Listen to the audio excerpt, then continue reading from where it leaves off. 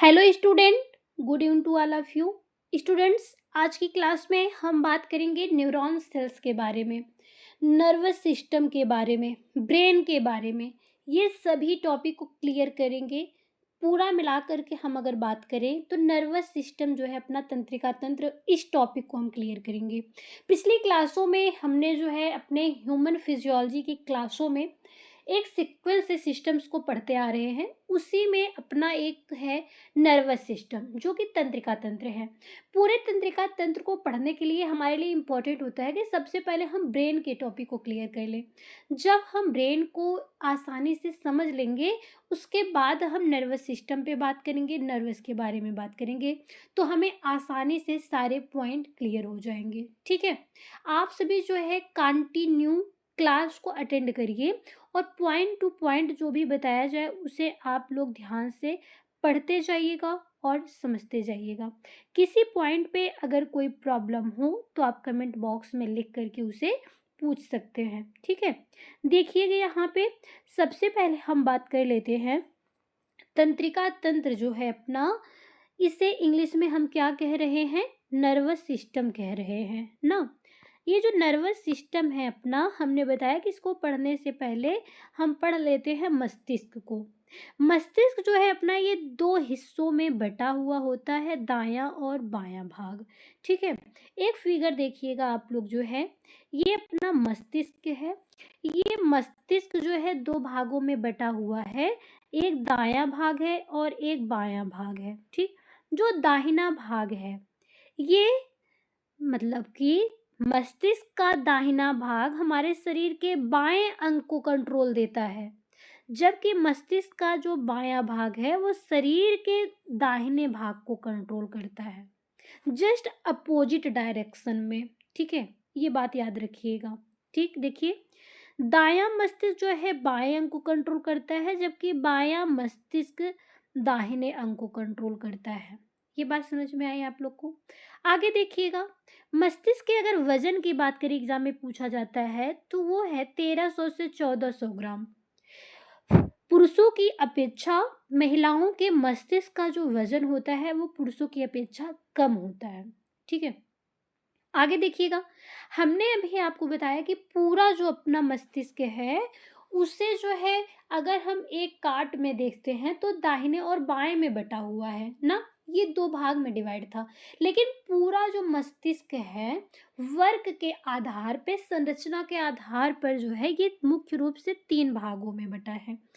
अग्रभाग है, मध्य भाग है और पश्च भाग है। ठीक, अग्रभाग, मध्य भाग और पश्च भाग, ये फिगर आप लोग देखिएगा।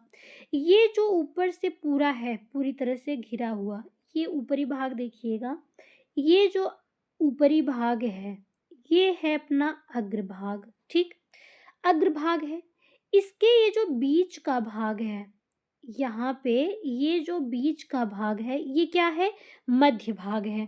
जबकि ये पिछला जो भाग है जो हमारे गर्दन के ऊपर है, ये पश्च भाग होता है। ठीक, ये ऊपरी जो है पूरे सिर में, पूरे मस्तिष्क का जो ऊपरी हिस्सा है वो अग्र है, उसके अंदर जो भाग है वो मध्य है, जबकि जो गर्दन के जस्ट ऊपर हो रहा है ये तीसरा भाग है।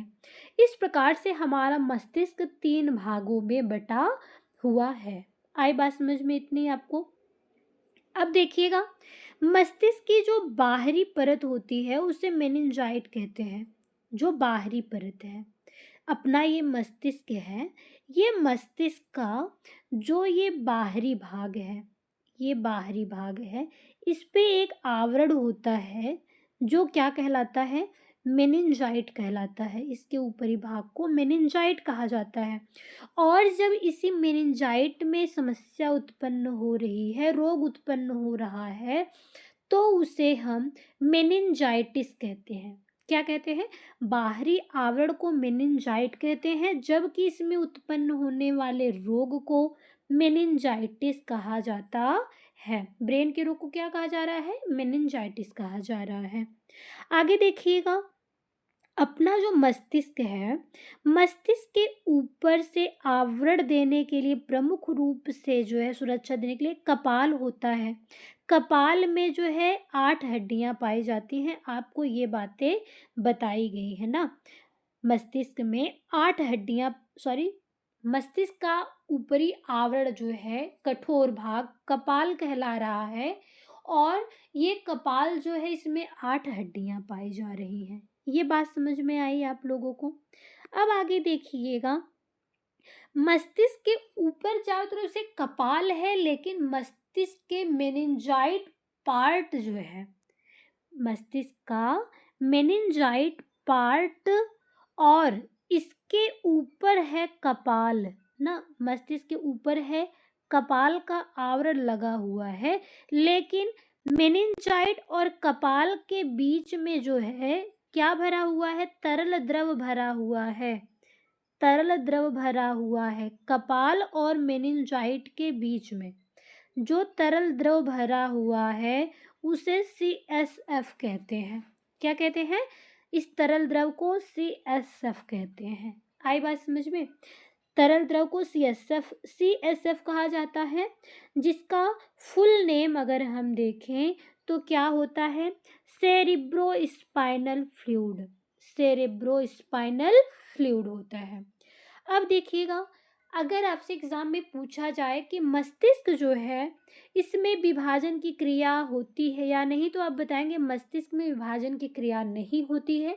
यही वजह होता है कि जो मस्तिष्क है अपना, अगर इसमें कोशिकाएं फट रही हैं, या फिर आप सुने हैं कि ब्रेन हैमरेज किसी व्यक्ति को हो जा रहा है, तो ऑपरेशन इत्यादि नहीं होता है, क्योंकि इसमें कोशिका विभाजित नहीं होती है, जिसकी वजह से ये फिर से अपने आप को कवर नहीं कर सकता है। और ये बातों के साथ साथ एक पॉइंट और देखिएगा, मस्तिष्क की जो सबसे छोटी इकाई है अपनी, वो क्या कहलाती है, न्यूरॉन सेल कहलाती है। हमने आपको जब फिजियोलॉजी पढ़ाना स्टार्ट किया, कोशिका पढ़ाया, कोशिका विभाजन पढ़ाया, तो हमने बताया आपको कि शरीर की सबसे सूक्ष्मतम जो इकाई थी वो क्या थी, कोशिका थी ना। शरीर की सबसे सूक्ष्मतम इकाई या छोटी इकाई कोशिका है। फिर जब हमने आपको वृक्क का टॉपिक पढ़ाया, तो वृक्क यानी कि किडनी को पढ़ाते वक्त हमने बताया कि किडनी की जो सबसे सूक्ष्मतम इकाई थी, छोटी इकाई, वो क्या थी, नेफ्रॉन थी। ठीक है, नेफ्रॉन से मिलकर के हमारा जो किडनी है वो बना हुआ था।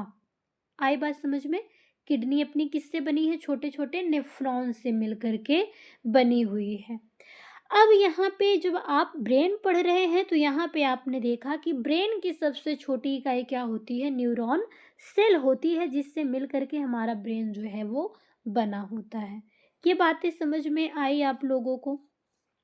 अब आगे देख लीजिएगा, यहाँ पे न्यूरॉन सेल सबसे लंबी कोशिका होती है। कोशिका पढ़ाते समय हमने आपको सारे पॉइंट्स को क्लियर किया, सबसे छोटी कोशिका, बड़ी कोशिका, लंबाई में जो है लंबी कोशिका, छोटी कोशिका। इस आधार पर हमने आपको ये भी बताया था कि सबसे लंबी कोशिका क्या है, न्यूरॉन सेल है। आगे देखिएगा, एक न्यूरॉन से दूसरे न्यूरॉन सेल में सिग्नल या संकेत भेजने के कार्य के लिए जो जिम्मेदार तत्व है वो होता है अपना सोडियम होता है। ठीक है, जो सोडियम है ये हमें किससे प्राप्त होता है, जब हम नमक का सेवन करते हैं, नमक से हमें सोडियम प्राप्त हो रहा है, और ये क्या करता है, न्यूरॉन सेल के सिग्नल को पहुंचाने के लिए आवश्यक होता है। आई बात समझ में? इतना पॉइंट आपको, जो नॉर्मल पॉइंट्स थे वो सभी आपको क्लियर करके इसमें बताए गए। अब आप देखिएगा, जो मस्तिष्क है अपना, उसके एक एक पार्ट को हम आसान भाषा में समझते जाते हैं। सबसे पहले अग्र मस्तिष्क की बात कर लेते हैं। आपने देखा ना कि जो अग्र मस्तिष्क है, मध्य मस्तिष्क है और पश्चिम मस्तिष्क है ना। अग्र मस्तिष्क जो है अपना, वो 3 भागों में बटा होता है। आपने सबसे पहले देख लिया था कि जो अपना है मस्तिष्क, खड़े खड़ में अगर उसको बांटा जा रहा है तो 2 भागों में बटा हुआ है, दाहिना और बायां। लेकिन पूरे का अगर हम बात करें तो पूरा मस्तिष्क जो है अपना वो 3 भागों में बटा हुआ है। अग्र भाग ऊपरी वाला, उसके आंतरिक भाग को मध्य भाग, और गर्दन के साइड पिछले हिस्से पे जो है वो थर्ड भाग कहला रहा था ना। अब इसमें हम अग्रभाग जो ऊपरी वाला था सबसे पहले, उसके बारे में हम चर्चा कर लेते हैं। ये जो ऊपरी भाग है, ठीक, ऊपरी भाग अग्रभाग की जब बात करते हैं तो ये जो है ये ऊपरी भाग ये 3 भागों में बटा हुआ है। आई बात समझ में? यहाँ पे आप लोग देख लीजिएगा इसको, एक-एक करके हम बताएँगे। सबसे पहले बताएँगे अग्रभाग को, ठीक है?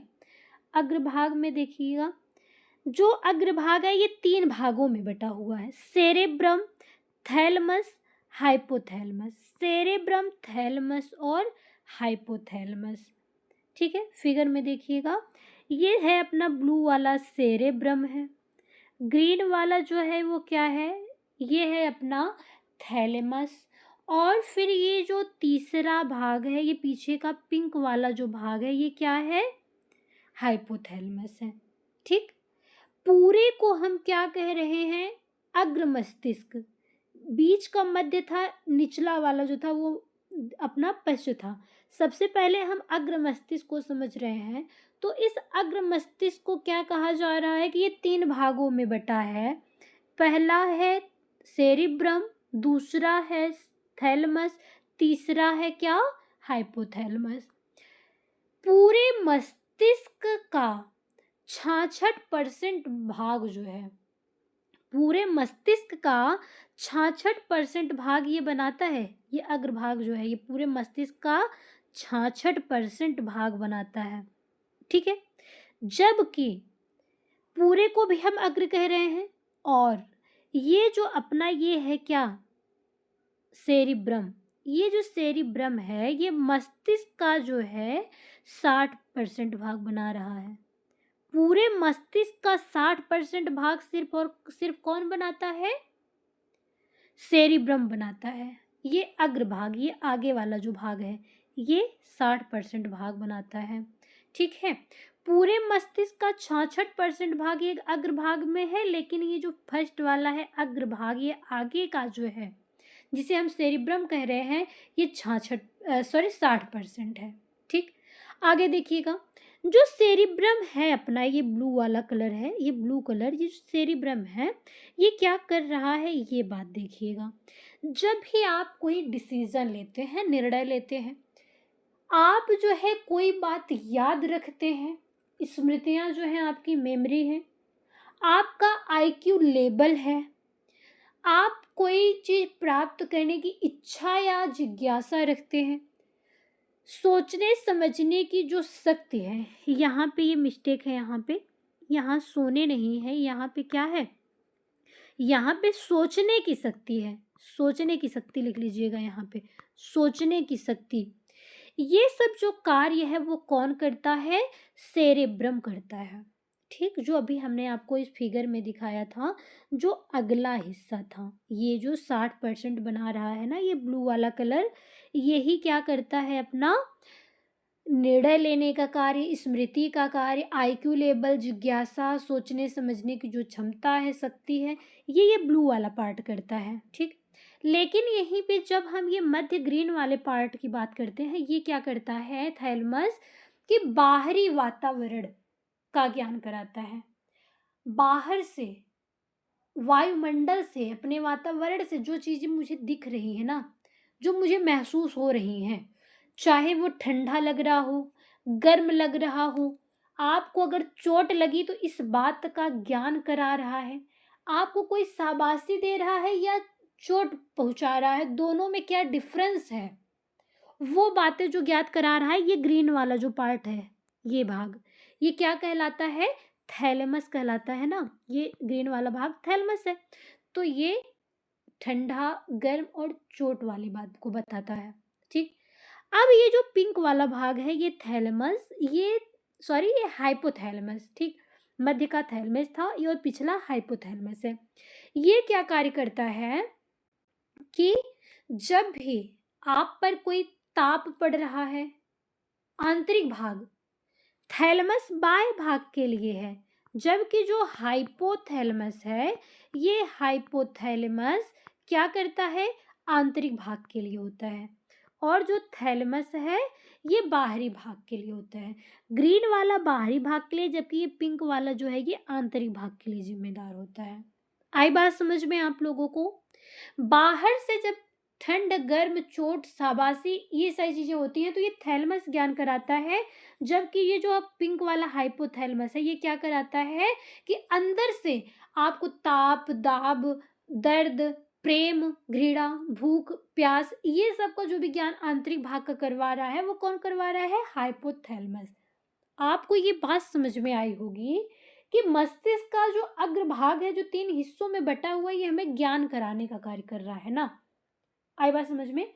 और इसके साथ ही साथ ये जो हाइपोथैलेमस है, ये आंतरिक कार्य का ज्ञान तो हमें करा ही रहा है। इसके साथ ही साथ जो है, ये क्या करता है आपका पीयूष ग्रंथि को कंट्रोल करने का भी कार्य करता है। पीयूष जो ग्रंथि है हमारे शरीर में, उसे कंट्रोल भी करता है। जब आपको ग्रंथि पढ़ाई जाएगी, तब वहाँ पे आपको ग्रंथियों के बारे में डिटेल्स में बताया जाएगा। सेरेब्रम निर्णय, स्मृति, आईक्यू, जिज्ञासा और सोचने की शक्ति का कार्य। थैलेमस बाहरी वातावरण का ज्ञान, जबकि हाइपोथैलेमस आंतरिक कार्य का ज्ञान करा रहा है। आई बात समझ में? ये हो गया अपना अग्रभाग। अब हम बात करेंगे अपने मध्य भाग की। जो मध्य भाग है, वो मध्य भाग देखिएगा, ये 2 भागों में बटा हुआ है मध्य भाग। एक है कार्पोरा, दूसरा है सेरेब्रल। जो कारपोरा है, देखकर वह सुनकर संकेत को सेरेब्रल को भेजता है। सेरेब्रल आपका मस्तिष्क जो मध्य वाला, वो 2 भाग है, एक कारपोरा है, दूसरा सेरेब्रल है। तो जो सेरेब्रल है, ये क्या करता है, सॉरी, कारपोरा जो है, ये बाहर से कोई चीज़ देख रहा है या सुन रहा है, उस सिग्नल को सेरेब्रल के पास भेज देता है। ठीक है? तब सेरेब्रल क्या करता है, उसे जो आपके शरीर की एक हड्डी है, स्पाइनल कॉर्ड जिसको कहा जाता है, जिसे मेरुदंड कहा जा रहा है, आपकी रीढ़ की जो हड्डी है, मेरुदंड कहा जाता है इसको, उसके अंदर जो है मस्तिष्क को सिग्नल भेजने के लिए ढेर सारे उसके बीच में नसें पाई जाती हैं ना, जिसे हम क्या कहते हैं, इसके बीच में जो पाया जा रहा है, उसे सिग्नल भेज रहा है ना, मेरुरज्जु। मेरुरज्जु जो है, मेरुदंड है, वो हड्डियां, उसके अंदर मेरुरज्जु पाया जा रहा है, जो कि पूरे शरीर के सिग्नल को कहाँ पहुंचा देता है? सेरेब्रल तक पहुंचाता है। ठीक? देखने का कार्य कार्पोरा कर रहा है, जबकि ये कहाँ पहुंचाएगा? सेरेब्रल को पहुंचाएगा। देखेगा, सुनेगा कि कौन व्यक्ति बोल रहा है, कौन व्यक्ति सामने खड़ा है, ये सब का जो प्रतिबिंब है, वो देख करके भेज देता है सेरेब्रल के पास। और किसके माध्यम से भेजता है? मेरुरज्जु के द्वारा सेरेब्रल को भेज देता है। तो सेरेब्रल क्या करता है? ये पहचानता है कि वो व्यक्ति कौन है। आई बात समझ में? आगे देखिएगा, मेरुरज्जु सेरेब्रल से जुड़ा हुआ होता है, जो कि पूरी बॉडी के संकेत या सिग्नल फैलता है या फैलाता है। आई बात समझ में? ये मध्य भाग हो गया। अब पश्च भाग देखेंगे हम। जो पश्च भाग है, ये भी 2 भागों में बटा हुआ है। पहला है सेरिबेलम, दूसरा है मेडुला ऑब्लंगाटा। सेरिबेलम और मेडुला ऑब्लंगाटा होता है। जो सेरिबेलम होता है, आपने देखा अग्रभाग में सेरिब्रम, मध्य भाग में सेरिब्रल, पश्च भाग में सेरिबेलम होता है। ये 3 अलग अलग हैं। अग्रभाग में सेरिब्रम, मध्य भाग में सेरिब्रल, पश्च भाग में सेरिबेलम होता है। आपने सेरिब्रम और सेरिब्रल के कार्य को देखा, अब आप देखेंगे सेरिबेलम के भाग को। ये क्या करता है? जो अपना सेरिब्रम था फर्स्ट वाला, ठीक, सेरिब्रम के बाद ये दूसरा सबसे बड़ा मस्तिष्क का भाग होता है। मस्तिष्क का सबसे बड़ा भाग जो 60% बना रहा था, वो सेरिब्रम था। ठीक, अब जो पूरे मस्तिष्क का जो है दूसरा बड़ा वाला जो हिस्सा है, वो सेरिबेलम होता है। ठीक है, सेरिब्रल के बाद मस्तिष्क का दूसरा भाग जो है, वह क्या करता है? शरीर के ऐच्छिक क्रियाओं के कंट्रोल द्वारा शरीर के संतुलन को बनाए रखता है। यानी कि आपकी जो ऐच्छिक क्रियाएं हैं, आप अपना हाथ उठा रहे हैं, पैर से चल रहे हैं, अंगुलियों से पेन पकड़ रहे हैं, पेज को पलट रहे हैं, यानी कि आप जो अपनी ऐच्छिक क्रियाएं हैं, अपनी इच्छा से जो कार्य कर रहे हैं, वो क्रियाओं को कंट्रोल करने का कार्य सेरिबेलम करता है और शरीर के संतुलन को बनाए रखता है। ठीक। बाद में अगर किसी भी समस्यावश, किसी कारणवश अगर ऐसा नहीं हो रहा है, इसका मतलब है कि आपके न्यूरॉन्स जो हैं, जो नर्वस सिस्टम है, ठीक है, सॉरी, जो आपका मस्तिष्क है, वो कोई भी पार्ट उसका कार्य करना बंद कर दिया है। वो कौन सा भाग है? वो सेरिबेलम होता है, जो कि आपके शरीर की ऐच्छिक क्रियाओं को कंट्रोल करने का कार्य करता है। ठीक। अब है दूसरा मेडुला ऑब्लंगाटा। यह शरीर के आंतरिक अनैच्छिक क्रियाओं को कंट्रोल करता है। सेरिबेलम जो है वो ऐच्छिक, जबकि मेडुला अनैच्छिक। इस प्रकार से आप याद रख सकते हैं। आगे देखिएगा, आप आपने फिगर देखा मस्तिष्क का। मस्तिष्क का फिगर आपने देखा, अग्रभाग, मध्य भाग, ये अग्रभाग था ऊपर वाला, मध्य भाग था, फिर पीछे का पश्च भाग था। ठीक। अब इसमें जो है एक हड्डी लगी हुई है, जो इसे तीनों को जोड़ रही है। वो हड्डी जो इसको सहारा देने का कार्य कर रही है, वो हड्डी कौन सी है? उसे कहा जाता है पोन्स बोन। ठीक है, यहाँ पे आप लोग देखिएगा इसको, ये है आपका पोन्स बोन कहा जा रहा है। ठीक है, पोन्स बोन, इसको देख लीजिएगा, 1 मिनट।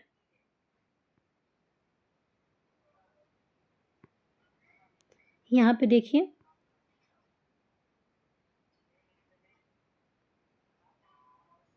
पोन्स बोन दिखा आपको, यहाँ पे रेड कलर से लिखा गया है, यहाँ देख लीजिएगा, पोन्स बोन यहाँ लिखा हुआ है ना, पोन्स बोन। ये क्या करती है? हड्डियों को जोड़ने का कार्य, सॉरी, मस्तिष्क के तीनों अग्रभाग, मध्य भाग और पश्च भाग को जोड़ने का कार्य जो हड्डी कर रही है, वो पोन्स बोन कहलाती है। आगे हम बात करेंगे मेरुरज्जु, जो अपने आप अभी पढ़ा, मेरुदंड के अंदर पाई जा रही है, इसे स्पाइनल कॉर्ड कहा जा रहा है। ये क्या है कि यह मेरुदंड या रीढ़ की हड्डी के अंदर की नसें होती हैं, जिसे द्वितीय मस्तिष्क कहा जाता है। ठीक। मस्तिष्क एक आपके ब्रेन में है, पूरा मस्तिष्क है आपके कपाल के अंदर स्टोर है, लेकिन पूरे बॉडी के सिग्नल्स को मस्तिष्क तक पहुंचाने के लिए जो कार्य कर रहा है, वो कौन होता है? वो स्पाइनल कॉर्ड या मेरुरज्जु होता है, जो कि मेरुदंड के अंदर जो खोखला पार्ट है, इसके बीच से गई हुई होती है।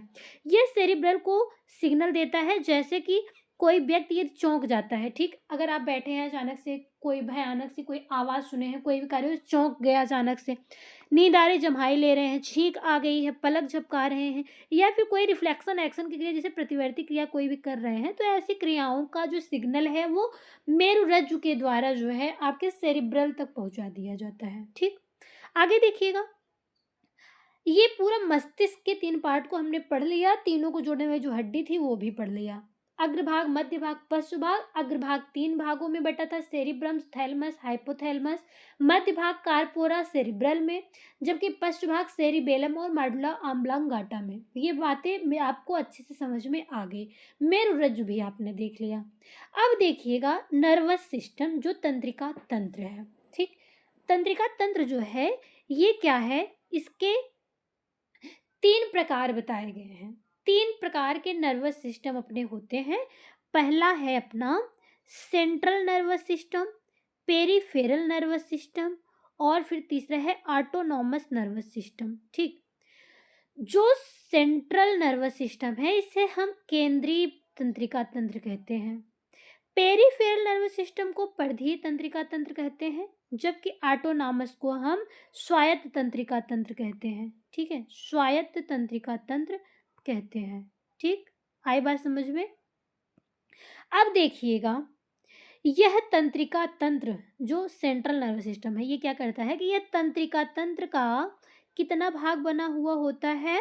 99% भाग बना हुआ होता है। ठीक।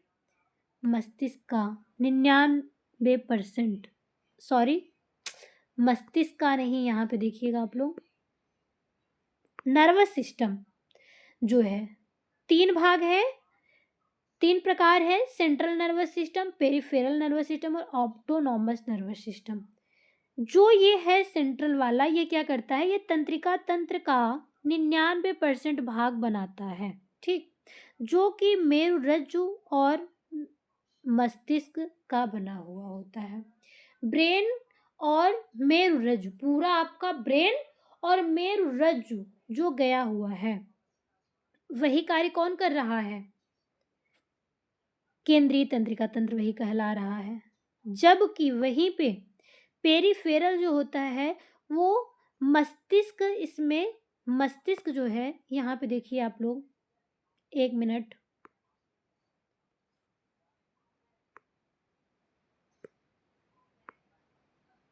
ये क्या कर रहा है?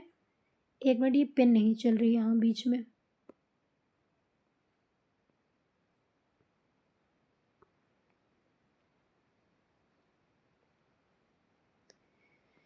एक सेकंड।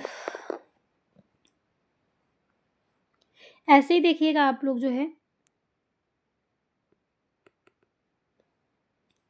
यहाँ पे यह तंत्रिका तंत्र का 90% भाग बनाता है, जो कि मस्तिष्क और मेरुरज्जु, आपका पूरा मस्तिष्क और मेरुरज्जु जो है वो सेंट्रल नर्वस सिस्टम कहला रहा है।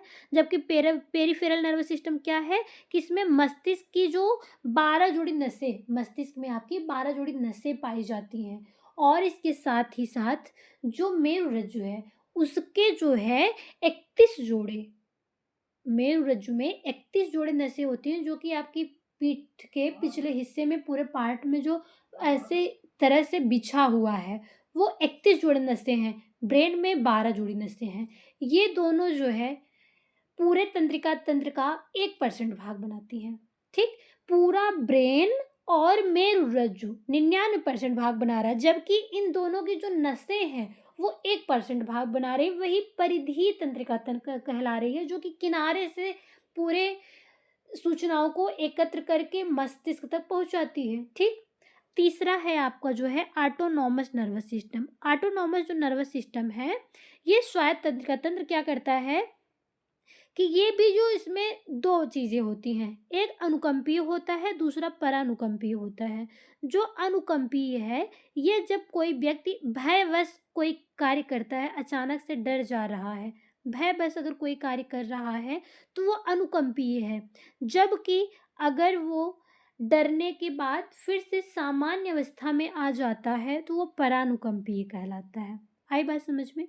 आगे देखिएगा, ये दोनों भाग आपको समझ में आया अच्छे से ना?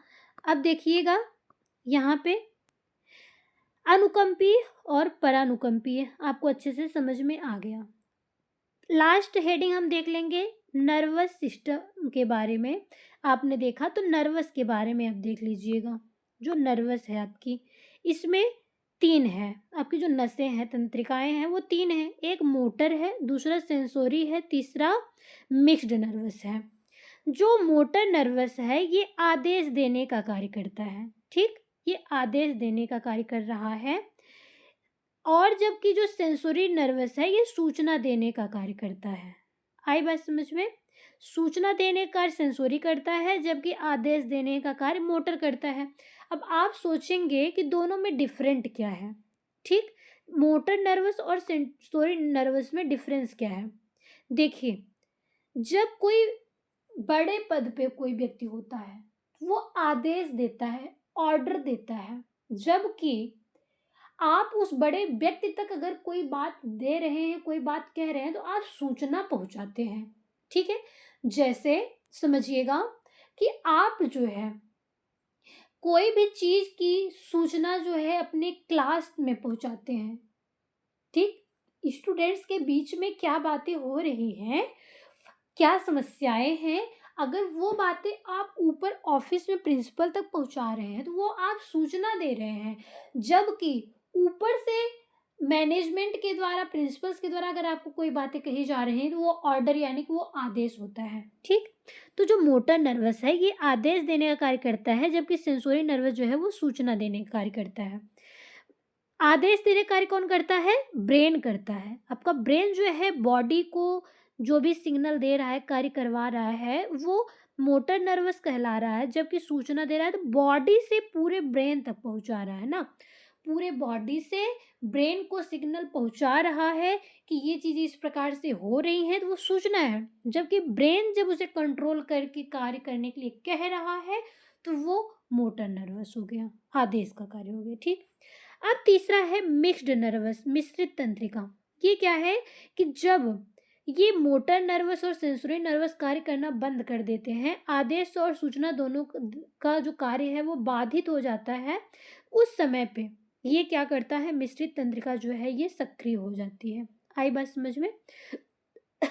प्रजनन तंत्र जो है इसे इंग्लिश में क्या कहा जाता है, रिप्रोडक्टिव सिस्टम कहा जाता है। ठीक है, रिप्रोडक्टिव सिस्टम कहा जाता है। देखिएगा रिप्रोडक्शन क्या होता है, ये तो तंत्र हो गया ना, कि यानी कि इसके जो सहायक अंग है वो है, लेकिन जो रिप्रोडक्शन है वो क्या है, जैविक क्रिया जिसके द्वारा जीव अपने समान नए जीव या संतान उत्पन्न करते हैं, प्रजनन कहलाते हैं। ठीक है, जो भी जीव हैं वो अपने समान नई संतति जो उत्पन्न कर रहे हैं, यह प्रक्रिया किसके द्वारा होता है, प्रजनन की क्रिया के द्वारा होता है। और इसमें जो है सहायक अंग जो होते हैं वो प्रजनन तंत्र कहलाते हैं ना। आपने देखा कि भोजन जब आप पचा रहे हैं तो वो पाचन की क्रिया कर रहे हैं, लेकिन इसके जो सहायक अंग थे सभी वो पाचक तंत्र का निर्माण कर रहे थे। उसी प्रकार से संतान की उत्पत्ति जो कर रहे हैं, नए संतानों की उत्पत्ति, वो प्रजनन है कि प्रजनन की क्रिया है, लेकिन उसमें जो सहायक अंग है वो प्रजनन तंत्र कहलाते हैं। ठीक है, देखिएगा जो ये जो जनन है ये दो प्रकार के होते हैं। जनन जो है ये दो प्रकार के होते हैं। ठीक, एक होता है अपना जो है वो अलैंगिक जनन, दूसरा है लैंगिक जनन। ठीक, तो इसमें क्या देखना है कि जो अलैंगिक जनन है वो क्या होता है और लैंगिक जनन क्या होता है। देखिएगा अलैंगिक जनन को इंग्लिश में एसेक्सुअल रिप्रोडक्शन कहते हैं, जबकि लैंगिक को सेक्सुअल रिप्रोडक्शन कहते हैं। ठीक है, अलैंगिक जनन किसमें होता है कि इसमें मेल व फीमेल की आवश्यकता नहीं होती है, जैसे विखंडन या विभाजन की क्रिया हो रही है। ठीक है, जैसे आप लोग अमीबा, पैरामीसियम ये सब देखे हैं ना, फिर वायरस हो गया, बैक्टीरिया हो गया, इन सभी पे जो है मेल फीमेल की आवश्यकता नहीं होती है। जबकि वही अगर हम अन्य जीवों की बात करें उसमें लैंगिक जनन होता है, इसमें क्या होता है, मेल व फीमेल की आवश्यकता दोनों की होती है, मेल और फीमेल दोनों की आवश्यकता होती है। आई बात समझ में? तो ये ही दोनों में डिफरेंट होता है। अब ये देखेंगे आप लोग जो है, जो ये दूसरा वाला है लैंगिक जनन, इसकी प्रक्रिया किस प्रकार से चल रही है। देखिएगा इसमें जो लैंगिक जनन है इसमें एक गैमिनेट होता है, युग्मक कहलाता है, और एक जाइगोट होता है जिसको युग्मनज कहते हैं। ठीक है, देखिएगा गैमिनेट और युग्मनज में क्या डिफरेंट है। जो गैमिनेट होता है जिसे हिंदी में हम युग्मक कहते हैं, ये क्या होता है कि प्रजनन में इसकी महत्वपूर्ण भूमिका होती है। यहाँ स्कीम लिख दिया गया है, ये गलत है स्कीम। ठीक, स्कीम या टाइपिंग एरर है, स्कीम नहीं होता है, यहाँ पे होगा इस प्रजनन में इसकी महत्वपूर्ण भूमिका होती है। किसकी, युग्मक की महत्वपूर्ण भूमिका होती है। आई बात समझ में? क्यों? क्योंकि देखिएगा इसमें से क्या क्या ऐसी चीज़ें हैं जो बहुत ही इंपॉर्टेंट होती है लैंगिक जनन के लिए। एक होता है स्पर्म होता है और दूसरा ओवम होता है ना, जिसे हिंदी में हम शुक्राणु और अंडाणु के नाम से जानते हैं। जब तक ये अलग अलग हैं, ठीक, ये स्पर्म और ओवम जब तक अलग अलग हैं तब तक इसे गैमिनेट कहा जाता है। ठीक, यह हमने बताया, ये जो है गैमिनेट, जब तक स्पर्म और ओवम अलग अलग है दोनों, तब तक इसे युग्मक कहते हैं। आई बात समझ में? लेकिन जब ये दोनों क्या करते हैं, मिलते हैं, स्पर्म और ओवम के मिलने से क्या हो जाता है, जाइगोट का निर्माण होता है। स्पर्म और ओवम जो है युग्मक के मिलने से युग्मनज का निर्माण होता है। आई बात समझ में? तो इसमें आपको यही बात समझ में आई कि जो लैंगिक जनन है उसके लिए मेल और फीमेल दोनों की आवश्यकता होती है। प्रजनन में जो है गैमिनेट की बहुत ही महत्वपूर्ण भूमिका होती है। ये जो गैमिनेट हैं ये स्पर्म जो है पुरुषों से और ओवम जो है महिलाओं से प्राप्त होते हैं, और जब ये दोनों मिल जाते हैं तब ये युग्मनज कहलाते हैं। जब तक अलग अलग हैं तब तक गैमिनेट कहलाते हैं। आई बात समझ में? आगे देखिएगा, हम सबसे पहले बात कर लेते हैं स्पर्म के बारे में, जो है अपना शुक्राणु, इसके बारे में बात कर लेते हैं। ठीक है, देखिएगा यहाँ पे शुक्राणु जो है इसको फिगर सहित हम डिटेल्स में समझते जाएंगे। ठीक है, देखिएगा इसका निर्माण जो है वो किस में होता है, टेस्टिस में होता है। शुक्राणु का निर्माण जो है टेस्टिस में होता है। इसे हिंदी में किसके नाम से जानते हैं, वृषण कहा जाता है। ठीक है, इनकी संख्या 2 होती है। टेस्टिस को सुरक्षा देने वाली जो बाहरी परत होती है वो एपिडिडमिस कहलाती है। ठीक, इस प्रकार से इसकी संरचना हम आपको अगर दिखाएं तो वो संरचना यहाँ पे दी गई है। ये जो है, ये जो फिगर आप देख रहे हैं इसमें देखिएगा, ये जो पूरा फिगर है इस प्रकार से बना हुआ है, जो पूरा फिगर है, ठीक, ये पूरा मिला करके नहीं, ये जो दो अलग अलग गोलेकार में ये पार्ट हैं, ठीक, ये जो दोनों पार्ट हैं यही क्या कहलाते हैं, टेस्टिस कहलाते हैं। ठीक है, इसकी संख्या कितनी होती है, 2 होती है। इसके बाद देखिएगा इसमें इसके जो सुरक्षा देने वाली बाहरी परत होती है उसको एपिडिडमिस के नाम से जाना जाता है। अब देखिएगा आगे इसमें स्पर्म में ले जाने वाली जो नसें होती है उसे वैस डिफरेंस कहलाती है। ठीक है, ये वैस डिफरेंस होता है।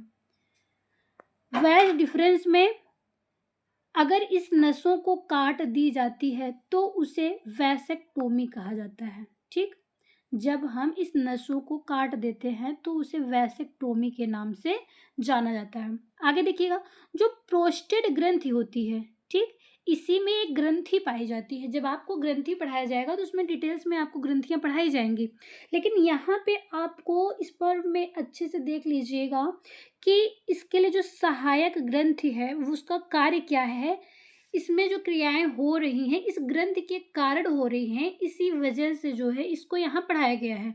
नहीं तो आपने देखा कि जो भी इम्पोर्टेंट टॉपिक चल रहे थे उनमें हमने अलग अलग करके बताया है। ठीक है, तो देखिएगा यहाँ पे जो प्रोस्टेट ग्रंथि है इसका वर्क क्या है, ये स्पर्म और यूरिन को गति प्रदान करने व रास्ता देने वाला जो कार्य करता है।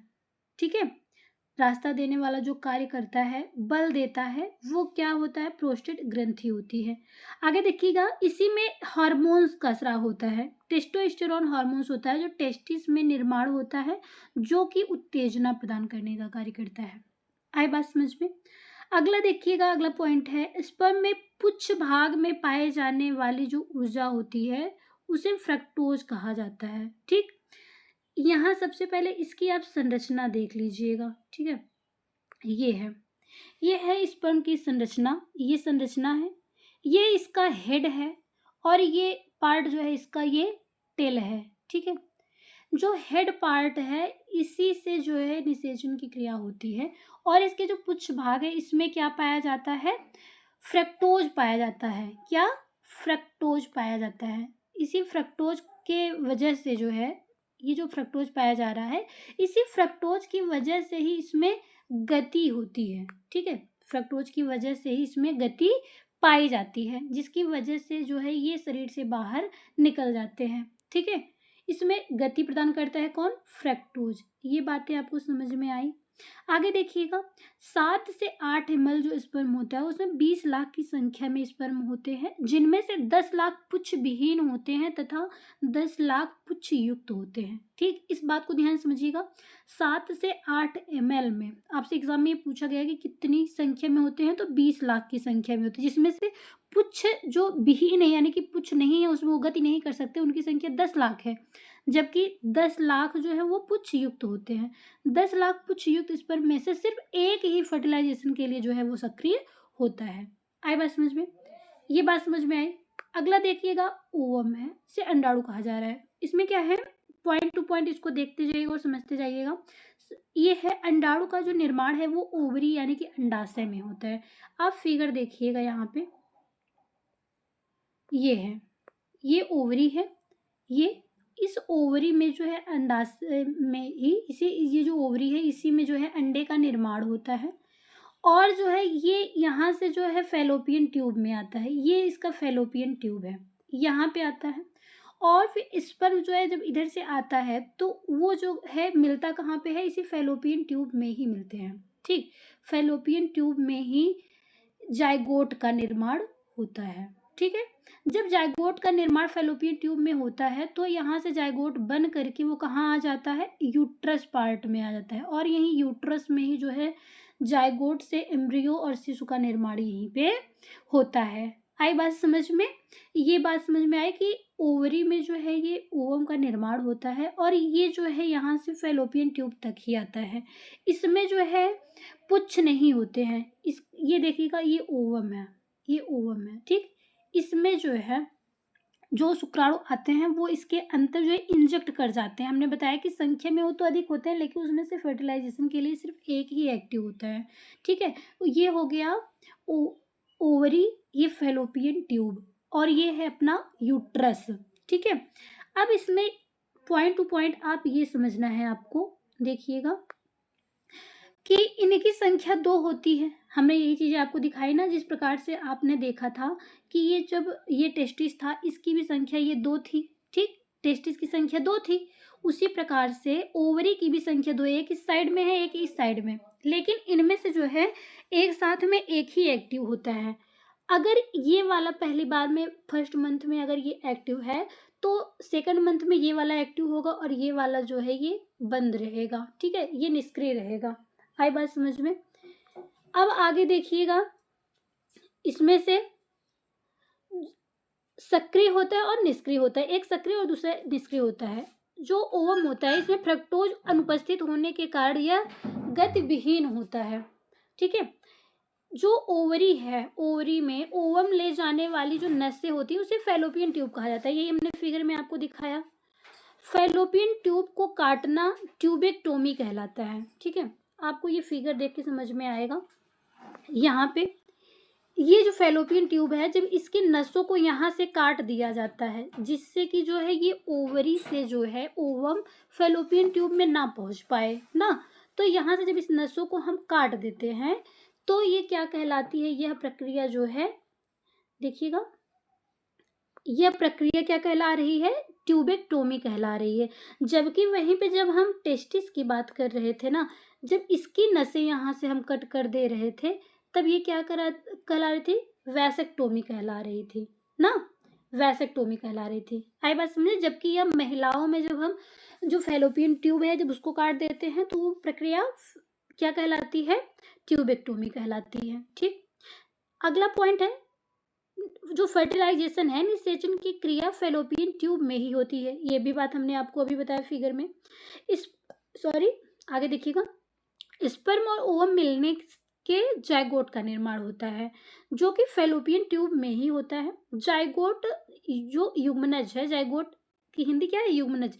अब ये क्या करता है, यूट्रस में आता है और यहाँ पर 4 सप्ताह में जो है इम्ब्रियो का निर्माण होता है। 4 सप्ताह में इम्ब्रियो का निर्माण हो जाता है।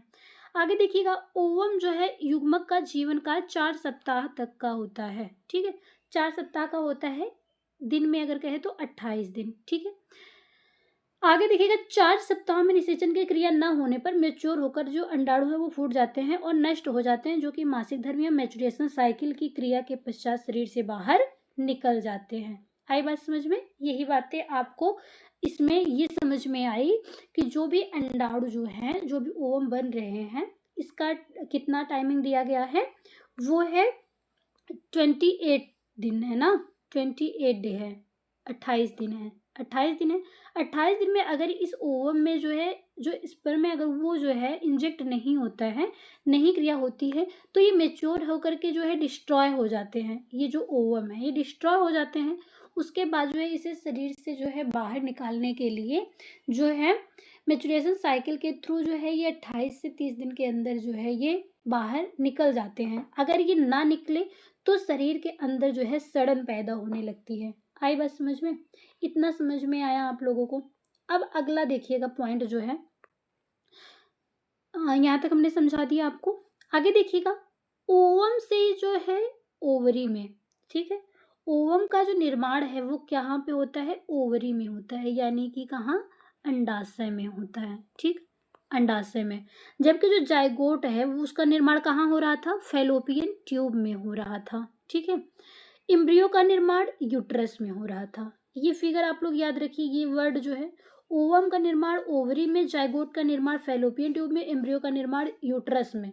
फिगर आप लोग देखिएगा, ओवरी में ही जो है किसका निर्माण हो रहा है, पूरा फिगर एक बार फिर से देखिए, आप लोग समझा रहे हैं।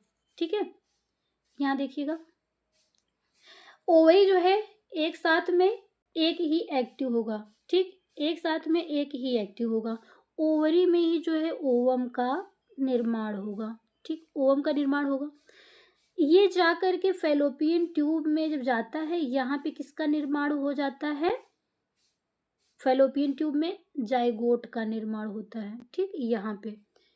और फिर इसमें, यहाँ से इसमें आ जाता है ये यूट्रस में, जहाँ पे किसका निर्माण होता है, एम्ब्रियो का निर्माण हो जाता है। एक बार में जो है एक ही ओवरी एक्टिव होती है, एक जो है एक्टिव नहीं होती है। जब ये वाली एक्टिव होगी तब ये एक्टिव नहीं होगी, ये एक्टिव होगी तो ये एक्टिव नहीं होगी। आई बात समझ में? इसी प्रकार से इसमें प्रक्रिया जो है कंटिन्यू चलती रहती है। ओवम जो है इसमें अगर वो फर्टिलाइज नहीं हो रहा है 28 दिन में, तो क्या होगा कि ये जो है डिस्ट्रॉय हो जाते हैं और जो है मैचुरेशन साइकिल के थ्रू शरीर से बाहर हो जाते हैं। इतना समझ में आया डिटेल्स में? आगे देखिएगा, कुछ टर्मिनोलॉजी है बहुत ही इंपॉर्टेंट है, इसी से रिलेटेड, इसी टॉपिक से रिलेटेड। देखिएगा, टेस्ट ट्यूब बेबी क्या होता है? एग्जाम में आपसे पूछा गया है कई बार। टेस्ट ट्यूब बेबी क्या होता है कि टेस्ट ट्यूब में स्पर्म और ओवम को निषेचित कर जाइगोट का निर्माण कर लिया जाता है। जो स्पर्म है और ओवम है, जो कि जिसे हम क्या कह रहे थे, गैमनेट कह रहे थे ना, तो ये क्या है, अलग अलग जो है, जब तक वो अलग अलग है ये गैमनेट है, लेकिन जब ये एक में मिल जाते हैं तो क्या जाइगोट बन जाते हैं। तो अलग अलग जब ये रहते हैं तो इनको निषेचित करा के, फर्टिलाइज करा करके जाइगोट का निर्माण जो है फैलोपियन टेस्ट ट्यूब में, टेस्ट ट्यूब बेबी का नाम सुने हैं, तो किसी ट्यूब में, किसी नली में रख करके बच्चे का निर्माण नहीं किया जाता है, बल्कि फर्टिलाइज करा करके जाइगोट का निर्माण किया जाता है। जब जाइगोट का निर्माण हो जाता है तब उसे उसी माँ के, जिस माँ का ये ओवम था, उसी माँ के शरीर में, गर्भ में इसे जाइगोट को आरोपित कर देने से जो बच्चे का जन्म होता है उसे टेस्ट ट्यूब बेबी कहा जाता है। और वहीं पे एक और पॉइंट है, सेरोगेसी मदर की बात आती है टेस्ट ट्यूब बेबी के बाद।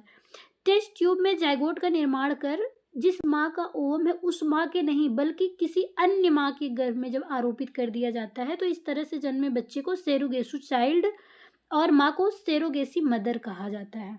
आई बात समझ में? जो माँ है, जो ओवम का निर्माण कर रही, जिसके शरीर का वो ओवम है, जब परख नली में जाइगोट का निर्माण कर उसी माँ के गर्भ में अगर आरोपित करके बच्चे का जन्म करवाया जाता है तो वो टेस्ट ट्यूब बेबी कहलाता है। जबकि उस जाइगोट को अगर किसी अन्य माँ के, दूसरे माँ के गर्भ में अगर आरोपित करके बच्चे का जन्म करवाया जाता है तो ऐसे बच्चे को सेरोगेसी चाइल्ड और ऐसी माँ को सेरोगेसी मदर के नाम से जाना जाता है।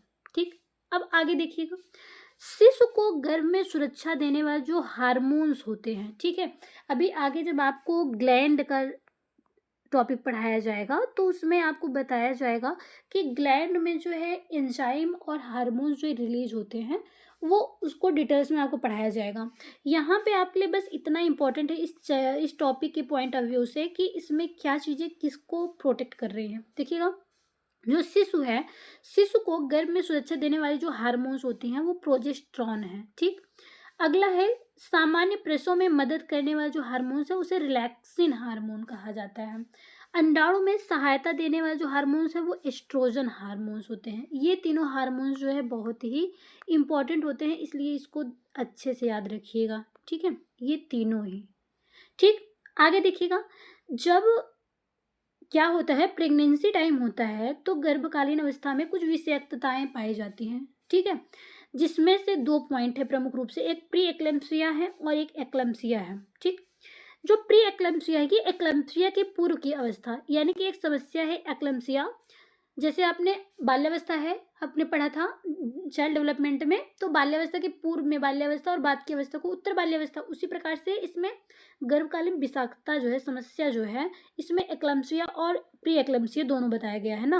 जो एक्लेम्पसिया है इसमें जो महिला, उसमें बेहोशी सी, ऐठन सा ऐसा होने लगता है, जबकि इसके पहले के जो लक्षण हैं वो प्री एक्लेम्पसिया में जो प्रदर्शित होते हैं, इसमें प्रोटीन और यूरिया जो है, इसमें यूरिया में प्रोटीन जो है बढ़ने लगता है ना, और शरीर में सूजन देखने को मिलता है। तो ये प्री एक्लेम्पसिया के लक्षण है, सूजन इत्यादि देखने को मिलता है। एक्लेम्पसिया में बेहोशी और ऐठन देखने को मिलता है। आई बात समझ में? आगे है जो एमनियोटिक सैक, इसे ओम्ब या एमनियोटिक सैक कहा जा रहा है ना। किसको कहा जा रहा है? यहाँ पे आप एक फिगर देखिएगा, ये, ठीक है, बच्चा जो है, शिशु है, ये एक जो थैली है, यहाँ पे फिगर में कलर चेंज करके आप लोग को दिखाते हैं, किस कलर से अच्छे से दिखेगा आप लोग को। ब्लू कलर में देखिएगा। जो ये बच्चा है, इस बच्चे के जो है, जिस थैले में वो बच्चा रह रहा है ना, उस थैले को जो है एमनियोटिक सैक कहा जाता है। ठीक है, पूरा जिसमें बच्चा ये है उसे एमनियोटिक सैक कहा जा रहा है, जबकि इसके आंतरिक भाग में जो जल भरा हुआ है वो एमनियोटिक फ्लूइड होता है। ठीक है, ये पॉइंट बहुत याद रखिएगा, एग्जाम में आपसे पूछा गया है। और जब आपको चाइल्ड डेवलपमेंट पढ़ाया गया था तो उसमें जो है आपको गर्भकालीन अवस्था में डिटेल्स में बताया गया है, लेकिन यहाँ पे फर्टिलाइजेशन के टॉपिक में जितना इंपॉर्टेंट है उतना आपको फिर से बताया जा रहा है। ठीक है, जो बच्चे को सुरक्षा देने वाला बाहरी आवरण है वो एमनियोटिक सैक है, झिल्ली है, जबकि इसके अंदर भरा हुआ जो तरल पदार्थ है वो एमनियोटिक फ्लूइड होता है। ठीक है, इतना समझ में आया। अब आगे देखिएगा, पूरा फिगर के माध्यम से डिटेल्स में समझेंगे आप लोग तो अच्छे से इसको समझ पाएंगे। ठीक, एमनियोटिक फ्लूइड तक आपने समझ लिया। अब देखिएगा प्लेसेंटा। प्लेसेंटा क्या है? बच्चे को ऑक्सीजन व पोषण देने में सहायता देता है। बच्चे के नाभि से जुड़ा हुआ एक जो प्लेसेंटा है, ठीक, देखिएगा यहाँ पे इस फिगर में आपको अच्छे समझ में आएगा। ये जो है देखिएगा, ये जो प्लेसेंटा है, ठीक है, नाभि से आकर के ये जो जुड़ा हुआ है, माँ के शरीर से जुड़ा हुआ है, वो जो है बच्चे को क्या करता है, यहाँ देखिएगा इसकी नाभि से जुड़ा हुआ है। ठीक, तो जो ये है प्लेसेंटा, ये बच्चे को पोषण और ऑक्सीजन देने का कार्य करता है। आई बात समझ में? अगला है पॉइंट सिंड्रोम। सिंड्रोम क्या होता है? एक गुणसूत्रीय विकार है। एक गुणसूत्रीय विकार है, इसको हमने आपको डिटेल्स में बताया जब हमने आपको डीएनए और आरएनए पढ़ाया था। डीएनए आरएनए का टॉपिक पढ़ाया तब भी हमने आपको बताया था। इसके साथ ही साथ आपको जो है चाइल्ड डेवलप में भी इस टॉपिक को डिटेल्स में कवर किया गया है कि गुणसूत्रीय विकार कौन कौन से हैं, कौन से गुणसूत्र में कितनी की संख्या कम, गुणसूत्र की संख्या कम हो रही है तो कौन सा हो रहा है, कौन सी अधिक हो रही है तो कौन सा हो रहा है गुणसूत्रीय विकार, तो सभी को आपको डिटेल्स में बताया गया है। बस यहाँ पे आपको ये बताया जा रहा है इसमें कि सिंड्रोम क्या होता है, तो ये एक प्रकार का क्या है, गुणसूत्रीय विकार है। ठीक, अगला पॉइंट है जेस्टेशनल डायबिटीज क्या होता है। जेस्टेशनल डायबिटीज क्या होता है कि प्रेगनेंसी टाइम के दौरान अगर डायबिटीज अगर महिला को हो रहा है, गर्भावस्था के दौरान महिला को जो मधुमेह हो रहा है उसे जेस्टेशनल डायबिटीज के नाम से जाना जाता है। और इस अवस्था को, गर्भाधान से जन्म तक की जो अवस्था होती है, इस अवस्था को जेस्टेशनल स्टेज कहा जाता है। ठीक है, अगला पॉइंट है गर्भावस्था की समयावधि, बहुत पूछी जाती है आपसे एग्जाम में। ठीक है, आपसे एग्जाम में ये बहुत ही कॉमन क्वेश्चन पूछा जाता है कि गर्भावस्था के दौरान जो है जो समय लग रहा है वो कितना होता है। जब दिन की बात हो तो 280 दिन, चंद्रमास में पूछा जाता है 10 चंद्रमास, सप्ताह में पूछा जाए 37 से 40 सप्ताह, और दिन में या महीने में पूछा जाए तो 9 माह 7 दिन की अवस्था होती है। ये पूरे गर्भकालीन अवस्था का टाइम पीरियड होता है। आई बात समझ में?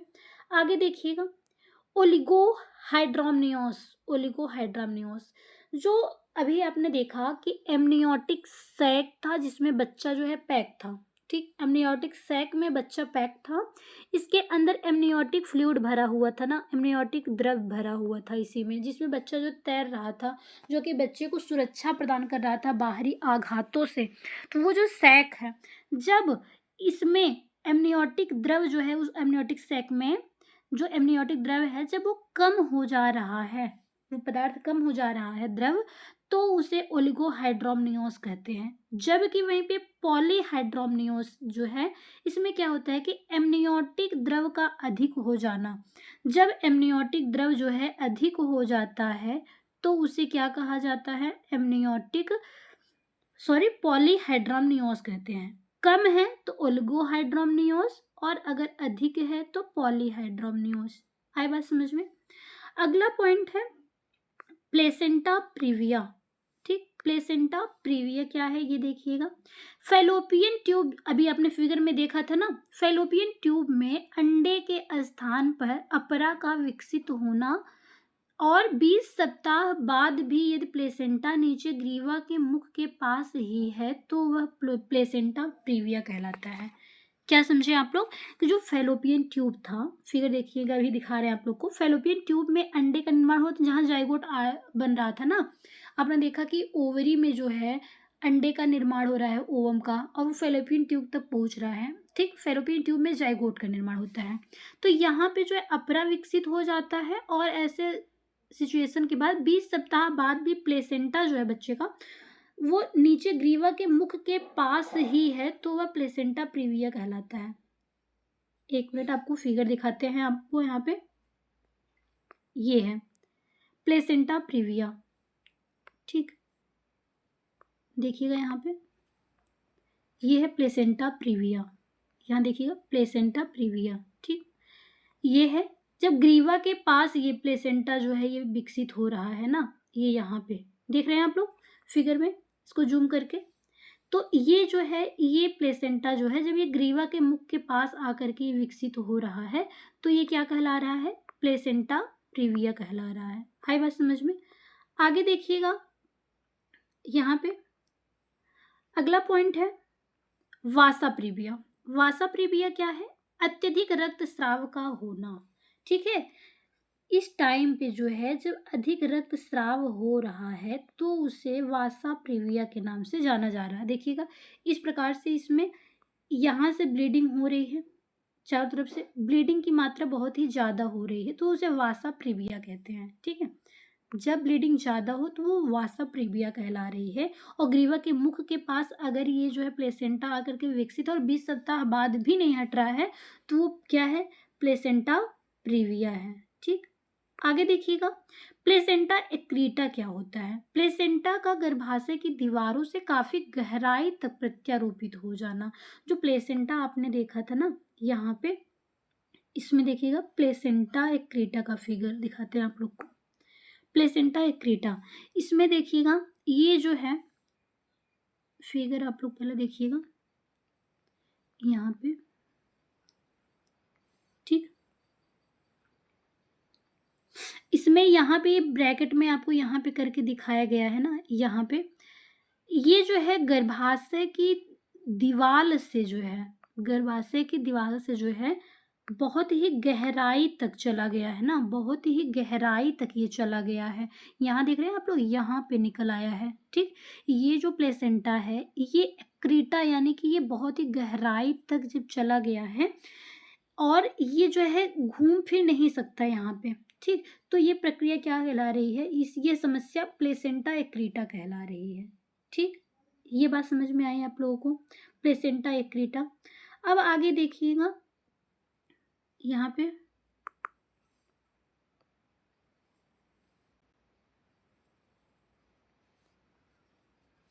एक मिनट।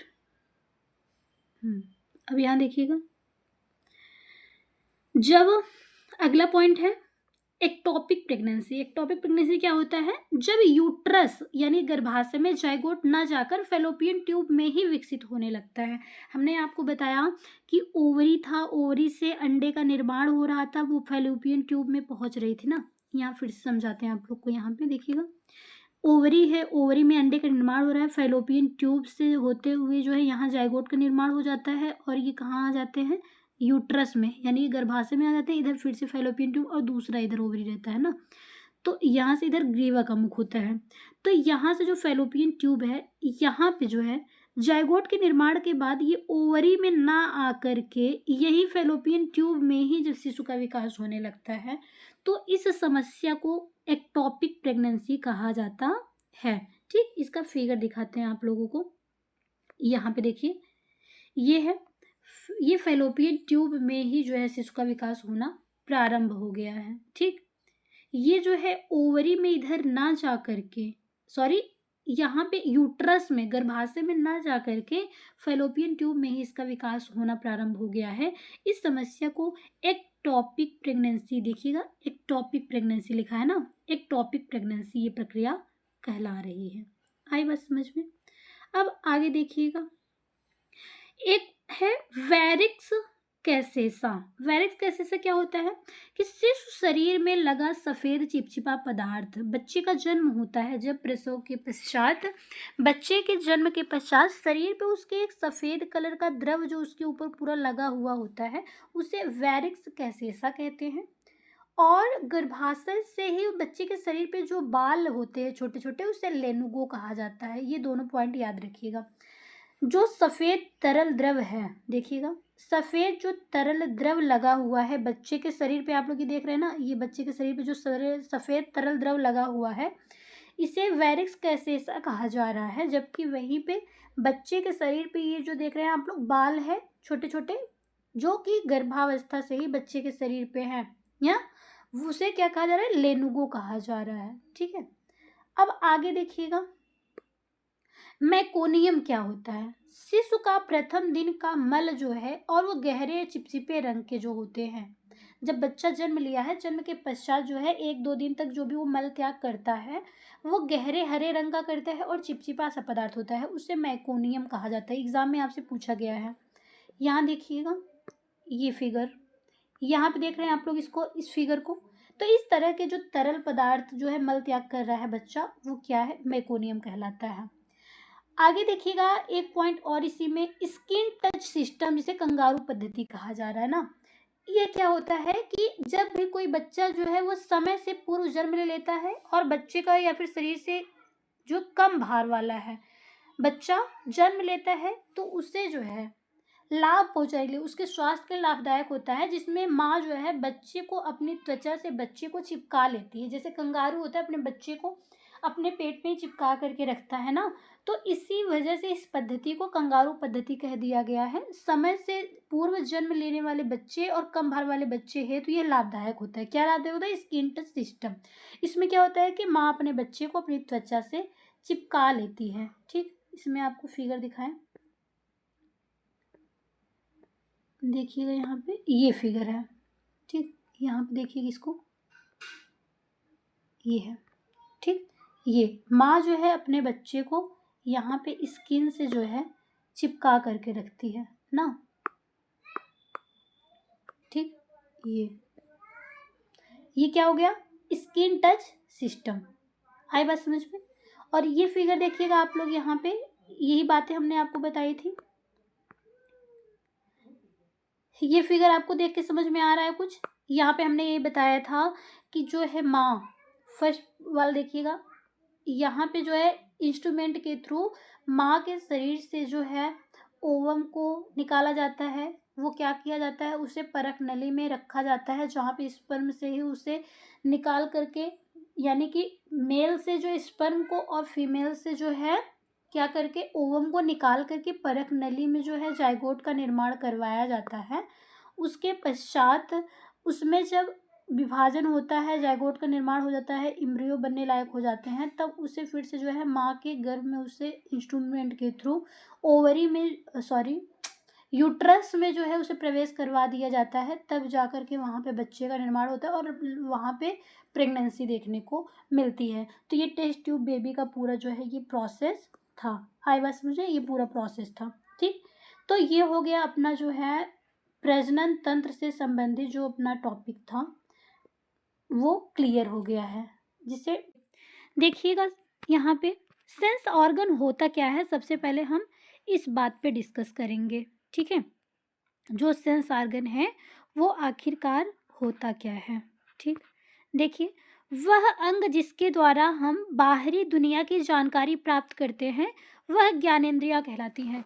जो ज्ञानेंद्रिय अंग है हमारे, वो क्या करते हैं कि जो बाहरी दुनिया है, यहाँ से हमें क्या चीज़ें शरीर में महसूस हो रही हैं, क्या चीज़ें कैसी हैं, कौन सी वस्तु कैसी दिख रही है, कैसा आभास हो रहा है, ठीक है, ये सारी जानकारी हमें ज्ञानेंद्रिय से प्राप्त होती है। ठीक, इनकी संख्या कितनी होती है, 5 होती है। जैसे आँख, कान, नाक, जीभ, त्वचा। ठीक, ये 5 है, आँख, कान, नाक, जीभ, त्वचा, ये 5 है जो सेंस ऑर्गन्स हैं हमारे। ठीक है, आगे देखिएगा, सबसे पहले हम बात कर लेते हैं आँखों के बारे में। आप सभी को पता है कि आँख क्या होती है, कि हमें देखने का कार्य करती है ना। हम किसी वस्तु को आँखों के द्वारा देख सकते हैं। ठीक, देखने का कार्य करते हैं हम आँखों के द्वारा। ठीक है, तो यहाँ पे हमने देखा कि आँखों का जो मुख्य कार्य है वो क्या है, देखने का कार्य है। ठीक, इसके बाद देखिएगा इसमें क्या चीज़ें कैसे हो रही हैं। आँख का दृश्य सबसे पहले आपको देखना चाहिए। ठीक, आँखों का दृश्य कैसा होता है, आँख है पूरी वाइट कलर में है ना, आँखें जो है अपनी वो किस कलर में है, वाइट कलर में है। और उसके बीच एक पार्ट होता है जो कि कैसा होता है, काले रंग का होता है, बीच का एक पार्ट है काले रंग का। उसके भी बीच में एक छोटा सा पार्ट होता है, ठीक, बाहर से इतना हमको दिख रहा है ना। अब सबसे पहले हम उसके बाहरी पार्ट जो वाइट वाला है, काला वाला है, उन सब पे बात करते जाएंगे पॉइंट टू पॉइंट, ठीक है। देखिएगा, आँख का काला भाग आइरिस कहलाता है। क्या कहलाता है? आँख का काला भाग जो है आपको दिख रहा है बाहर से, वो क्या है? आइरिस है। वो क्या करता है वो देखिएगा, जो कि प्रकाश नियंत्रण का कार्य करता है, ठीक। प्रकाश हमारी आँखों में तेज पड़ रहा है या फिर कम पड़ रहा है, उस बात की जानकारी वो कराता है, ठीक है। ये काला भाग है आँखों का, इस प्रकार से है ना हमारी आँखें। यहाँ पे ये ब्लैक रंग से है, इसको हम ब्लैक कलर में अगर कर लेते हैं, ठीक, देखिएगा, ये इसको ब्लैक रंग से, ठीक, और पूरा पार्ट वाइट है, ये ब्लैक कलर में है, और इसके बीच में एक छोटी सी बिंदु होती है। ये फिगर आप लोग देख लीजिएगा, इसके बीच में एक और फिगर आप लोग ब्लू कलर में ले लीजिएगा, ठीक, यहाँ बीच में, ठीक, छोटा सा बिंदु एक होता है, ठीक है। इस प्रकार से आंखें होती हैं। तो ये जो काला वाला पार्ट है ये क्या कहलाता है? आइरिस कहलाता है। आई बात समझ में? ये क्या करता है, जब तेज प्रकाश पड़ता है आंखों पे तो ये अंदर की तरफ सिकुड़ने का कार्य करता है जब तेज प्रकाश पड़ता है, और वहीं पे जब कम प्रकाश पड़ता है, ठीक, जब कम प्रकाश पड़ता है, कम प्रकाश में ये धीरे धीरे क्या करता है, खुलता है, ठीक है। अब आगे देखिएगा, आँखों का जो ये भाग था आइरिस, उसके मध्य का जो भाग है वो पुपिल्स कहलाता है, ठीक है। देखिएगा यहाँ पे काले भाग के बीच का जो बिंदु होता है वो क्या कहलाता है? पुपिल्स कहलाता है, ठीक, जो कि प्रकाश को अंदर ले जाने का कार्य करता है। कोई भी प्रकाश पड़ रहा है हमारी आंखों पे, कोई प्रतिबिंब पड़ रहा है, वो प्रकाश को आंखों के अंदर ले जाने का कार्य काले जो काला वाला पार्ट है उसके बीच जो छोटा सा बिंदु है वो क्या कार्य करता है? प्रकाश को अंदर ले जाने का कार्य करता है आंखों के अंदर, ठीक है। सफेद भाग स्क्लेरा कहलाता है, जो आंखों का, जैसे ये आंखें हैं हमारी, पूरा भाग जो वाइट वाला है, ठीक, वो क्या कहलाता है? स्क्लेरा कहलाता है। जब कभी भी क्या होता है, किसी भी व्यक्ति को चोट लग जाती है, ठीक, आंखों पे कैसे भी चोट अगर लग जा रही है, या फिर इसके अतिरिक्त आपकी नींदें कम पूरी हुई हों, तो इस सिचुएशन में जब आपकी आंखें जो है लाल हो जाती हैं, वो क्या कहलाता है पता है आप लोग को? वो कहलाता है कंजक्टिवा। आंखों का लाल हो जाना, जो आंखों का सफ़ेद हिस्सा है जब वो क्या हो जाता है, लाल हो जाता है, वो कंजक्टिवा कहलाता है। आई बात समझ में? इतना समझ में आया आप लोग को? अब देखिएगा, जो अपनी पूरी आंखें हैं, ठीक, ये जो पूरी आंखें हैं इस प्रकार से, उसमें जो है चाहे वो काला भाग हो, सफ़ेद भाग हो, या फिर उसके मध्य का जो भी पार्ट है, इसके ऊपर से एक आवरण चढ़ा हुआ होता है, पूरे के ऊपर से एक आवरण है जिसे कार्निया कहा जाता है, ठीक। मुख्य कार्य इसका ही होता है आंखों में। जब भी कोई व्यक्ति किसी अन्य व्यक्ति को दान देता है आंखें, तो आंखों में क्या दान देता है? क्या इसका ये वाइट वाला पार्ट, काला वाला पार्ट, या फिर पुपिल्स जो है बीच का बिंदु, ये सब दान देता है? नहीं, इसके ऊपर जो आवरण लगा है वो दान देता है, ठीक है, कार्निया को। जो आइरिस होता है, जो ब्लैक वाला रंग है आपकी आंखों में, वो स्थान और वातावरण के अनुसार जो है अलग अलग रंग का होता है। मुख्य रूप से इसके 3 रंग होते हैं, ब्लू होता है, ब्लैक होता है और ब्राउन होता है। आपसे एग्जाम में पूछा जाता है कि जो आइरिस है उसका रंग कौन सा होता है, तो ये वातावरण पे डिपेंड करता है कि आपकी आंखें जो हैं वो भूरी होंगी, काली होंगी, नीली होंगी, ठीक है। तो ये 3 रंग होते हैं जो आइरिस के होते हैं। आई बात समझ में? आगे देखिएगा, आंतरिक भाग में लेंस को पकड़ कर रखने वाली मांसपेशी को सिलियरी मांसपेशी कहा जाता है। आई बात समझ में? नहीं समझ में आया? यहाँ पे देखिएगा, हम फिगर में आपको बताते हैं, ठीक। मान लीजिए आप लोग, ये आंखें हैं, ठीक, यहाँ पे आपको ये काला वाला पार्ट था, इसके मध्य में एक बिंदु था, ये तो हो गया बाहर का आवरण। लेकिन हम यहाँ पे आपको मांसपेशी के बारे में बता रहे हैं ना। मान लीजिए इधर से आपकी आँखें हो गई, ठीक? इसका पीछे का ऐसे पार्ट है, ठीक है? यहाँ पे जो है लेंस पाया जा रहा है, ठीक? तो ये जो लेंस है इसको पकड़ कर रखने के लिए जो है यहाँ ऊपर से मांसपेशियाँ लगी होती हैं, ठीक? ऊपर से लेंस के ऊपर और नीचे क्या होती है, मांसपेशियाँ लगी होती हैं जो इस लेंस को पकड़ करके रखती हैं। फिगर में देखिएगा, ये है लेंस, ठीक? ये लेंस है। लेंस में ऊपर की तरफ से और नीचे की तरफ से मांसपेशियां हैं जो इसको पकड़ के रखी हुई हैं। इनकी संख्या कितनी होती है, 6 होती है, ठीक है? इनकी संख्या कितनी होती है, 6 होती है, ठीक? ये जो पकड़ के रखने वाली मांसपेशी है इसको सिलियरी मांसपेशी के नाम से जाना जाता है, ठीक है? एग्जाम में पूछा जाता है कि लेंस को पकड़ करके रखने वाली मांसपेशी को क्या कहते हैं, कौन सी मांसपेशी कहते हैं? तो आप बताएंगे सिलियरी मांसपेशी कहा जाता है, जिनकी संख्या कितनी होती है, 6 होती है, ठीक? यहाँ से लिखा है 6 होगी, ठीक है? आगे देखिएगा, आंखों का जो लेंस होता है वो किसके समान होता है, ठीक? आंखों का जो लेंस है वो उत्तल लेंस होता है। जब भी किसी व्यक्ति को नहीं दिखता है, कोई प्रॉब्लम होती है, तो बाहर से उसको चश्मे लगाने के लिए प्रोवाइड किया जाता है ना। तो जो आंखों पे ग्लास लगाया जा रहा है चश्मे में, वो उत्तल लेंस होता है, ठीक? तो आंखों के अंदर भी जो लेंस है वो कैसा है, किसके समान है, उत्तल लेंस के समान है। आई बात समझ में? सिलेरी मांसपेशी का बढ़कर लेंस पर आना ही मोतियाबिंद कहलाता है। फिगर देखिएगा एक बार आप लोग जो है यहाँ पे, मान लीजिए ये है आपकी आंखें, ठीक? ये आंखें हैं, आंखें, आंखों का फिगर है ये, ठीक है? ये आंख है, आंख के ऊपर, ठीक? आंख है, आंख में ये ऊपर से ये जो मांसपेशी लगी हुई है, देखिएगा ये जो मांसपेशी है ऊपर से और नीचे से, जब ये मांसपेशी पकड़ कर रखने के साथ ही साथ जब उम्र बढ़ती जाती है तो क्या होता है, ये धीरे धीरे ये मांसपेशियां जो है लेंस की तरफ ये लटकती चली आती हैं, बीच में आने लगती हैं, ठीक? तो ये मांसपेशी का लेंस के ऊपर आ जाना जिससे कि हमें प्रतिबिंब कोई भी दिखाई नहीं देती है, वही क्या कहलाती है, मोतियाबिंद कहलाती है। आई बात समझ में? लेंस के पीछे रेटिना स्थित होता है जिस पर किसी भी वस्तु का क्या होता है, प्रतिबिंब बनता है। यहाँ देखिएगा, ये जो है आंखें हैं, आंखों के पीछे जो है क्या होता है, रेटिना होता है जिस पर क्या होता है, किसी भी वस्तु का प्रतिबिंब बनता है। आई बात समझ में?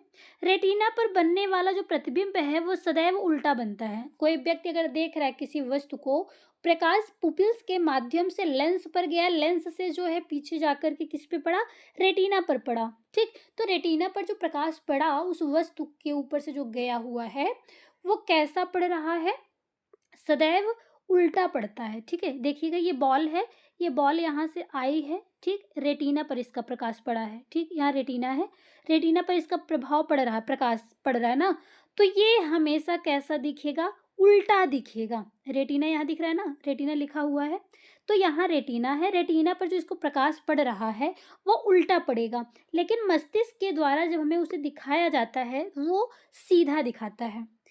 रेटिना के पीछे देखिएगा, लेंस व रेटिना के मध्य का द्रव क्या कहलाता है? जैसे देखिए ये क्या है, रेटिना है, इधर से देखिएगा, इधर से ये रेटिना है और इधर से ये लेंस है। लेंस और रेटिना के मध्य एक तरल द्रव भरा हुआ होता है। उस तरल द्रव को क्या कहा जाता है, aqueous sorry vitreous humorous. Lens और रेटिना, ये लेंस है और इधर से रेटिना है, ठीक? दोनों के मध्य एक तरल पदार्थ भरा हुआ होता है जिसे विट्रस ह्यूमरस कहा जाता है, जो कि क्या करता है, रेटिना को सुरक्षा व आंखों को फुला कर रखता है, ठीक है?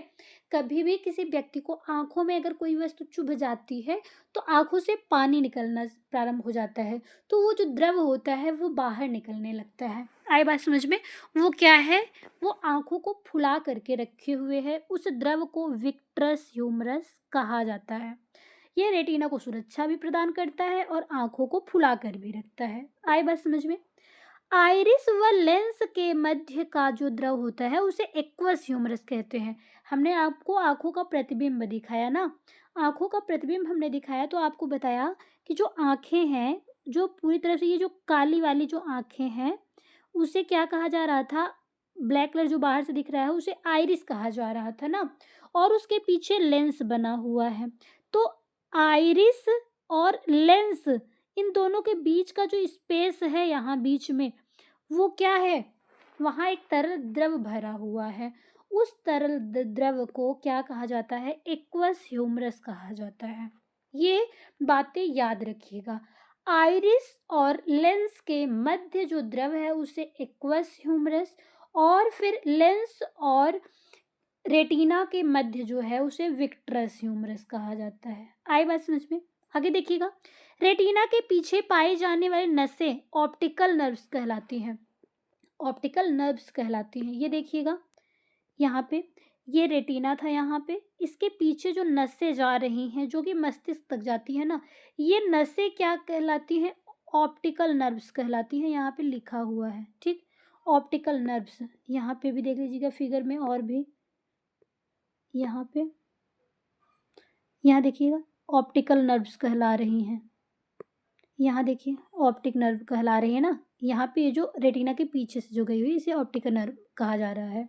ठीक है, अब आगे देखिएगा, जो ये ऑप्टिकल नर्व्स हैं जो मस्तिष्क तक गई हैं, ये दो आकार में होती हैं। एक बेलनाकार आकार होता है और एक शंकुआकार होता है। ठीक है, जिसमें से बेलनाकार जो नसें होती हैं जो इस प्रकार से हैं, जो इस प्रकार से हैं, इस प्रकार से, ठीक, बेलनाकार हैं, वो क्या करती हैं, किसी भी वस्तु में अगर सफ़ेद रंग और काला रंग है तो उसको दिखाने का कार्य बेलनाकार वाली नर्व्स नसें करती हैं।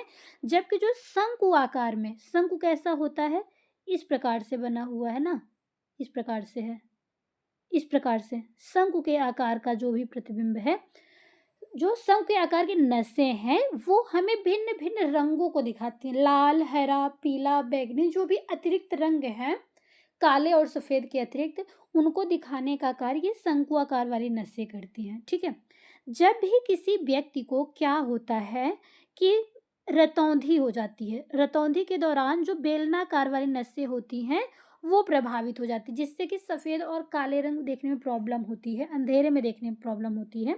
वहीं पे जब भी कोई व्यक्ति वर्णांधता का शिकार हो जाता है या कलर ब्लाइंडनेस होता है, तो उस व्यक्ति की आंखों में शंकु आकार की जो नसें होती हैं वो प्रभावित हो जाती हैं, तो ऐसी प्रॉब्लम देखने को मिलती है। आई बात समझ में?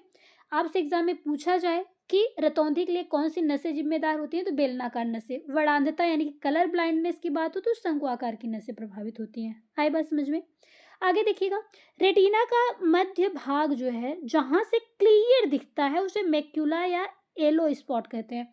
जब भी आप देखते होंगे कोई व्यक्ति तीर अंदाजी लगा रहा हो या फिर जो है गुलेल चला रहा हो या फिर बंदूक वगैरह चलाता है, तो एक आंखें बंद करके एक आंख से वस्तु को इतनी बारीकी से वो देखने का प्रयत्न करता है। तो इसका मतलब है कि जो भी आपकी आंखों का जो रेटिना है उस पर मध्य और क्लियर पार्ट से अगर आप देखते हैं किसी वस्तु को तो वह बहुत ही क्लियर दिखाता है, एग्जैक्ट वस्तु दिखाई देती है। तो उस भाग को क्या कहा जाता है, मैक्यूला एल या फिर एलो स्पॉट कहा जाता है। आई बात समझ में?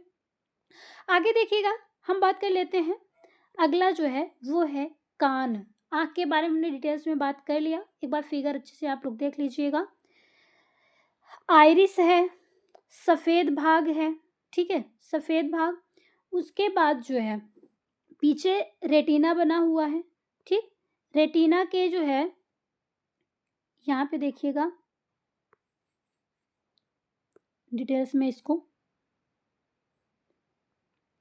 रेटिना,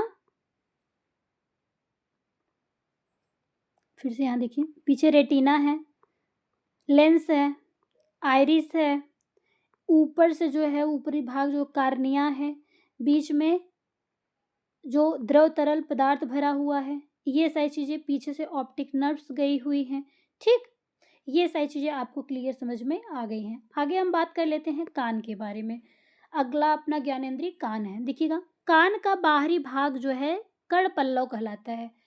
क्या ये जो बाहरी कान है, क्या ये हमें इससे सुनते हैं, जो बाहर हम जिसको जो अंग को पकड़ रहे हैं अपने कान को, जिसमें हम जो ज्वेलरी इत्यादि पहन रहे हैं, क्या ये पार्ट जो है इससे हमें सुनाई देता है? नहीं। ये क्या करता है, ये कर्णपल्लव है जो कि आज अवशेषी अंग के रूप में है। इस ये जो है इसकी जो आकार है इसका, वो धीरे-धीरे जो है वो छोटा होता जा रहा है। प्राचीन समय की अपेक्षा जब आदिमानव हुआ करता था, ऐसी जगहों पे जंगलों में रहा करता था, तो उसके कान जो है और बड़े हुआ करते थे ना। लेकिन धीरे-धीरे ये एक अवशेषी अंग के रूप में बच रहा है क्योंकि इसका प्रयोग बहुत ही कम हो रहा है, ठीक?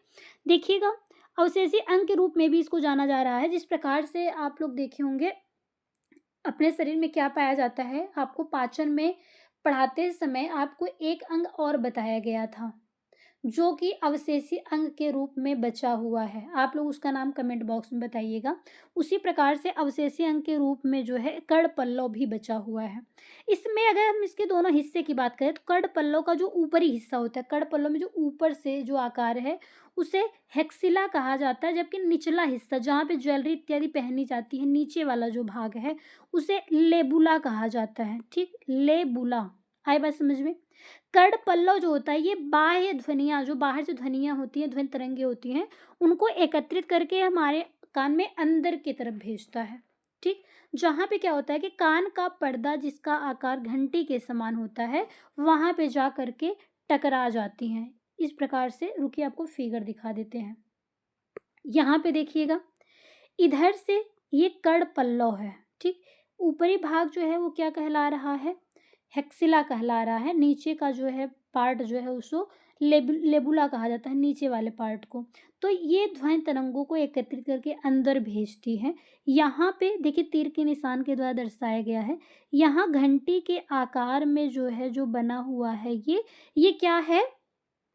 ये घंटे के आकार का कान का पर्दा है, ठीक? इसके पीछे 3 हड्डी है। एक हड्डी ये है, दूसरी है और तीसरी है, ठीक? यहाँ पे एक तीसरी हड्डी है, ये दूसरी है, ये एक है, ठीक? पहली, दूसरी और यहाँ छोटी-सी 3 हड्डियाँ पाई जाती हैं। जब ध्वनि तरंगे यहाँ पे टकराती हैं, तो पीछे की हड्डी से जो है कंपन उत्पन्न होता है। कान के पर्दे के पीछे से हड्डियों में जो है तेज गति प्रदान हो जाती है, जो कि जा कर के कॉर्निया, हड्डी के पीछे ये जो पार्ट है ये कॉक्लिया कहलाता है, कॉक्लिया कहलाता है। इस कॉक्लिया में क्या है, ध्वनि तरंगे जो है जो स्टोर होने का कार्य करती हैं। ये इसको रिसीव करने का कार्य करता है ध्वनि तरंगों को, ठीक? इसके पीछे जो नसें पाई जाती हैं ये इन ध्वनियों को कहाँ लेके जाती हैं? मस्तिष्क तक लेके जाती है, जहाँ से हमें जो आवाज़ है वो पहचानने का कार्य करता है। आई बात समझ में? फिर से देखिएगा, कर्णपल्लव है जो ध्वनियों को एकत्रित करके कान के अंदर भेज देता है। कर्णपल्लव का ऊपरी हिस्सा हेक्सिला कहलाता है, नीचे का जो है लेबुला कहलाता है। ये ध्वनि तरंगों को एकत्र करके भेजता है, ठीक? यहाँ पे देखिएगा, ध्वनि तरंगों को एकत्र करके अंदर भेजता है, कान के पर्दे से टकराता है। इसके पीछे 3 हड्डियां हैं, 1, 2 और यहाँ 3। तीनों हड्डियों से टकराती हैं और फिर क्या होता है, यहाँ पे कंपन उत्पन्न होता है, जो कि जा करके रिसीव कहाँ हो जाता है? कॉक्लिया पे, ठीक? कॉक्लिया पे स्टोर हो जाता है। इसके बाद जो है यहाँ से मस्तिष्क तक इसको, इस ध्वनि को भेज दिया जाता है, जो कि हमें पहचान कराने का कार्य करता है, ठीक है? इसके बाद यहाँ कान के नीचे एक अंतःकरण वाला पार्ट पाया जाता है, जो कि जा करके मुख में जा करके खुलता है, ठीक? जब ये भाग जो मुख में जाकर खुलता है, अब आप सोचेंगे इसका क्या कार्य होता है? तो ये जो है ये क्या कार्य करता है कि जब भी कोई तेज ध्वनि होती है भयानक सी, जिससे व्यक्ति क्या करता है, डर जाता है ना अचानक से। जब कोई व्यक्ति डर जाता है तेज ध्वनि से, तो उसका मुख खुल जाता है। और अगर उसका मुख खुल जा रहा है व्यक्ति का, तो वो क्या करता है कि ध्वनि को जो है संतुलन बनाने का कार्य करता है। तेज ध्वनि होने पे मुख का खुलना जो है कान के पर्दे की सुरक्षा प्रदान करता है, ठीक है? कि इधर से ध्वनि आई और मुख के द्वारा जो है बाहर निकल गई। लेकिन अगर ऐसा नहीं होता है तो कान के पर्दे जो है वो फटने का डर रहता है, ठीक है? तो ये जो अंतःकरण नलिका होती है, ये मुख में आकर जो खुल रही है, ये ध्वनि तरंगों जो जाती हैं, ध्वनि तरंगे, उनका संतुलन बनाए रखने का कार्य करता है। आई बात समझ में?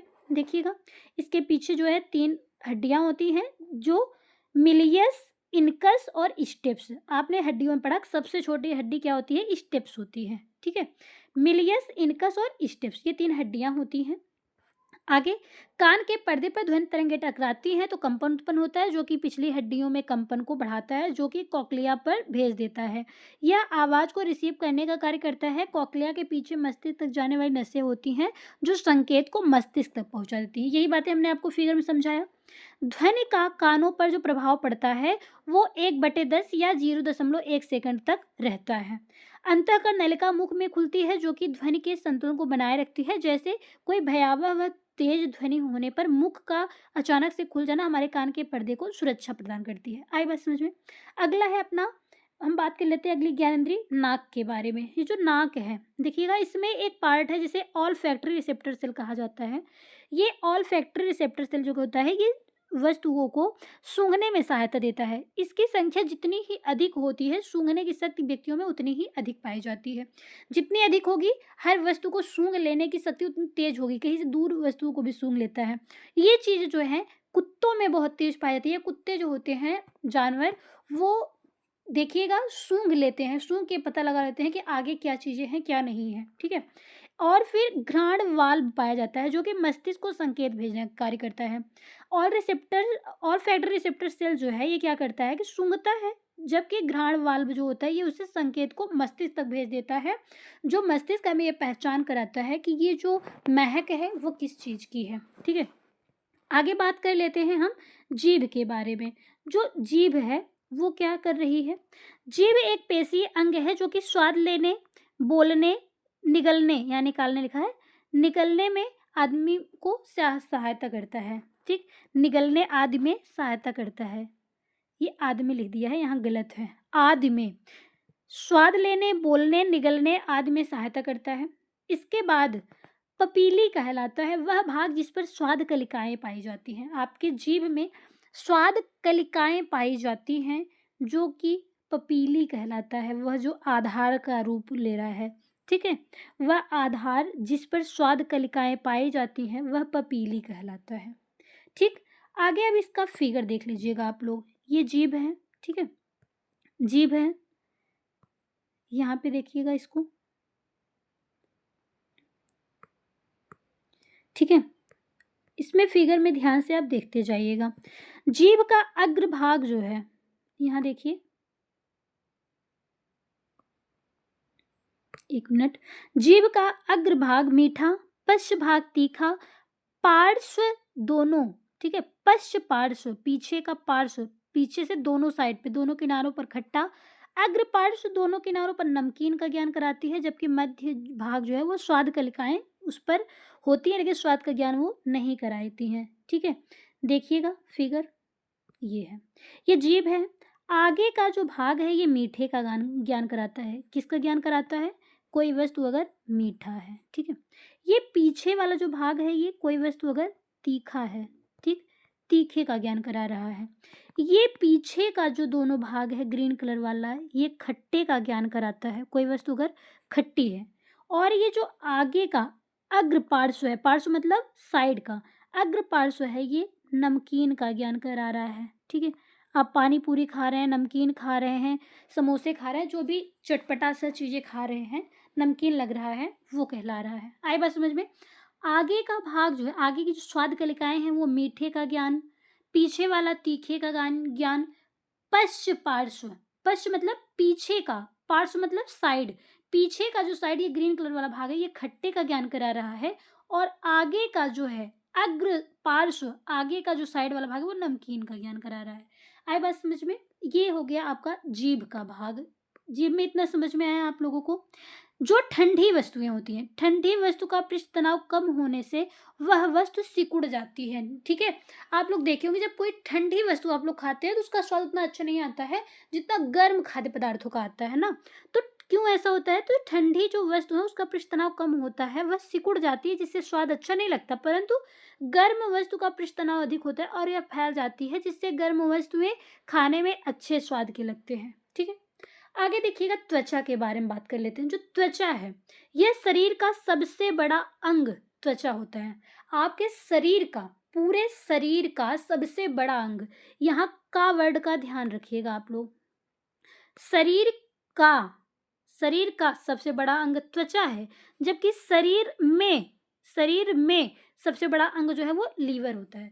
शरीर का सबसे बड़ा अंग त्वचा, जबकि शरीर में अगर बात की जाए अंदर भाग में कहा जाए तो वो लीवर होता है सबसे बड़ा अंग, ठीक है। त्वचा जो है एक संयोजी ऊतक से बना हुआ है। त्वचा का जीवन काल 14 दिन से लेकर के 28 दिन का होता है। आई बात समझ में?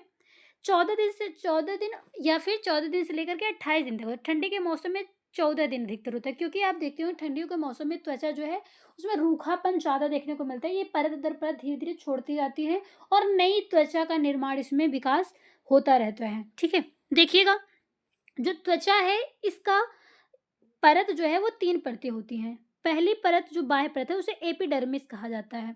एपिडर्मिस क्या करता है? विटामिन डी का निर्माण करता है। यूवी किरणें जो आती हैं उनसे हमारे शरीर की सुरक्षा प्रदान करता है। मेलानिन नामक जो तत्व है वो इसी एपिडर्मिस में उपस्थित होता है, जो कि क्या करता है, अगर ये अधिक है तो शरीर काला रंग हो जाता है और कम होने पर जो है सफ़ेद रंग, गोरा व्यक्ति हो जाता है, ठीक है। मेलानिन नामक जो तत्व है वो अधिक होने पे काला रंग, कम होने पर सफ़ेद रंग प्राप्त होता है।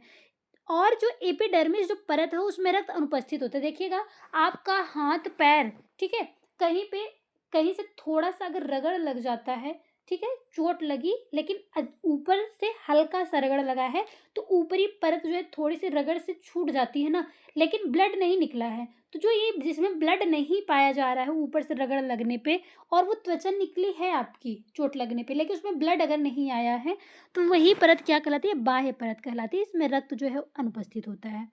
ये हो गया एपिडर्मिस, बाह्य परत। दूसरी है डर्मिस, जो कि मध्य परत है। ये क्या है कि ये डर्मिस जो है ये संयोजी ऊतक का बना है। बाल का जो रोम है, आपके रोए जो पाए जा रहे हैं हाथों पे, स्किन पे, रोए, रोम इसका, पसीने की ग्रंथियां, तंत्रिका तंत्र के अंतिम सिरे आदि इसी परत पे होते हैं। यह त्वचा को मजबूती प्रदान करता है, जिसमें 2 प्रकार की ग्रंथियां पाई जाती हैं। जो डर्मिस परत है इसकी इसमें जो है 2 ग्रंथियां पाई जाती है। एक स्वेद ग्रंथि, स्वेद, श्वेत नहीं, स्वेद ग्रंथि, और दूसरा तेलीय ग्रंथि। स्वेद ग्रंथि जो होती है यह पसीने का स्राव करती है, जबकि तेलीय ग्रंथि सीबम का स्राव करती है। सीबम क्या होता है? जो सीबम है वो आपकी त्वचा को कोमलता प्रदान कर रही है ना।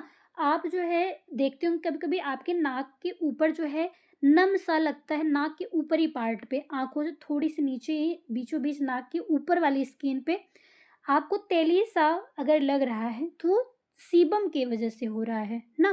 सीबम का स्राव होता है तेली ग्रंथि से और पसीने का स्राव होता है श्वेत ग्रंथि से। अभी ग्रंथि वाला चैप्टर जब आपको पढ़ाया जाएगा तो उसमें आपको डिटेल्स में बताया जाएगा ग्रंथियाँ, और फिर अंतःग्रंथियाँ, बाह्य ग्रंथियाँ, एंजाइम, हार्मोन्स, ये सभी को डिटेल्स में बताया जाएगा। यहाँ पे आपको डर्मिस में यही दोनों चीज़ें पढ़नी है कि श्वेत ग्रंथि से पसीने का स्राव और तेली ग्रंथि से सीबम का स्राव होता है।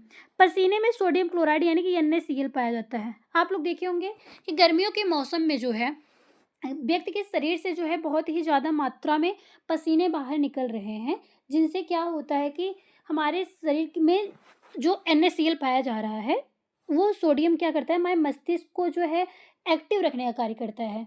और पसीने के माध्यम से जब ये चीज़ें निकल जाती हैं तो व्यक्ति में बेहोशी सी आने लगती है। गर्मियों के मौसम में आप अधिक देखते होंगे। तो ये जो है पसीने से क्या निकल रहा है, सोडियम क्लोराइड या NaCl जो नमक है वो निकल रहा है।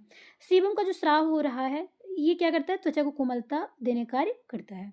आगे देखिएगा, अगली परत है हाइपोडर्मिस। हाइपोडर्मिस ये आंतरिक परत है, शरीर इंसुलेशन का कार्य करता है और फिर ऊर्जा भंडारण का कार्य करता है, और छोटों लिखा है यहाँ पे, और चोटों से, ठीक, चोटों से बचाव करने का कार्य यही करता है। आई बात समझ में? अब आगे है, जब हम क्या करते हैं कि कोई भी व्यक्ति है जब वो त्वचा का अध्ययन करता है तो वो अध्ययन करने वाला जो विज्ञान है वो डर्मेटोलॉजी कहलाता है, जबकि त्वचा का जो डॉक्टर है, त्वचा से संबंधित अगर कोई समस्या है तो जो डॉक्टर है तो वो डर्मेटोलॉजिस्ट कहलाता है। आई बात समझ में? ये हो गया आपका पूरा त्वचा से संबंधित, ये डिटेल्स में ये पूरा हेडिंग आपको समझाया गया। ठीक, जैसे थैला कार्य करता है कि कोई चीज़ उसमें स्टोर करके आप रख सकते हैं इकट्ठा करके, उसी प्रकार से ये ग्रंथियाँ भी होती हैं, इसलिए इसे थैले का नाम बताया गया। इंग्लिश में इसको ग्लैंड कहा जाता है, ठीक है।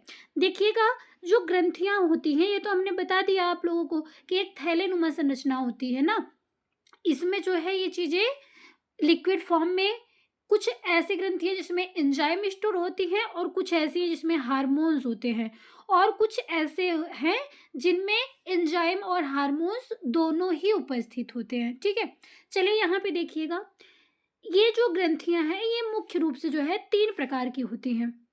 वो कौन-कौन सी हैं? बहिःस्रावी ग्रंथियाँ, अंतःस्रावी ग्रंथियाँ और मिश्रित ग्रंथियाँ। ठीक है, एक्सोक्राइन ग्रंथि क्राइन है, ठीक है, एक्सोक्राइन ग्लैंड है, इंडोक्राइन ग्लैंड और मिक्स्ड ग्लैंड। ये 3 प्रकार की अपनी ग्रंथियाँ होती हैं। इनमें से आपके लिए जानना ये इम्पोर्टेंट है कि तीनों में डिफरेंस क्या है। बहिःस्रावी का मतलब ये नहीं आप कह सकते हैं कि शरीर से बाहर जो बह रहा हो, इससे अर्थ मत लगाइएगा। बहिःस्रावी का अर्थ ये होता है कि ये जो है वो रक्त के संपर्क में नहीं आएगा, बल्कि इसके लिए एक अलग से नली बनी हुई होगी। ठीक है, रक्त के संपर्क में ये नहीं आएगी। ये क्या होती है, बहिःस्रावी जो ग्रंथियां हैं ये एंजाइम का स्राव करती हैं।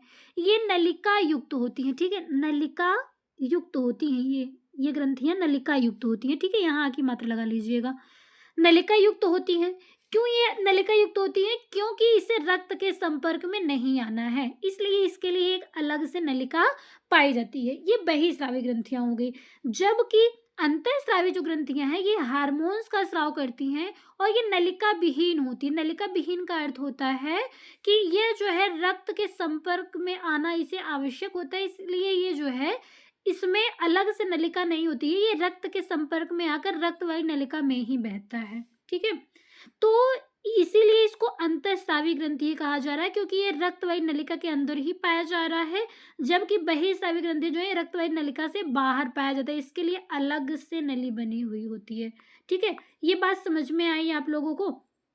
अब जो है आप लोग देखिएगा, बहिःस्रावी में एंजाइम, अंतःस्रावी में हार्मोन्स। ठीक, दोनों में डिफरेंस ये है कि हार्मोन्स जो है ये रक्त के संपर्क में रहता है, एंजाइम रक्त के संपर्क में नहीं रहता है। ठीक है, अगर आपके शरीर में किसी भी एंजाइम की कमी हो जाती है तो ये जो एंजाइम है इसे आपकी बॉडी में पहुंचाने के लिए आपको इसे दवाओं के माध्यम से पहुंचा दिया जाता है ना, लेकिन जो हार्मोन्स की अगर कोई कमी हो रही है तो इसे आपके जो है ब्लड में सीधा सीधा जो है इंजेक्ट करवाया जाता है।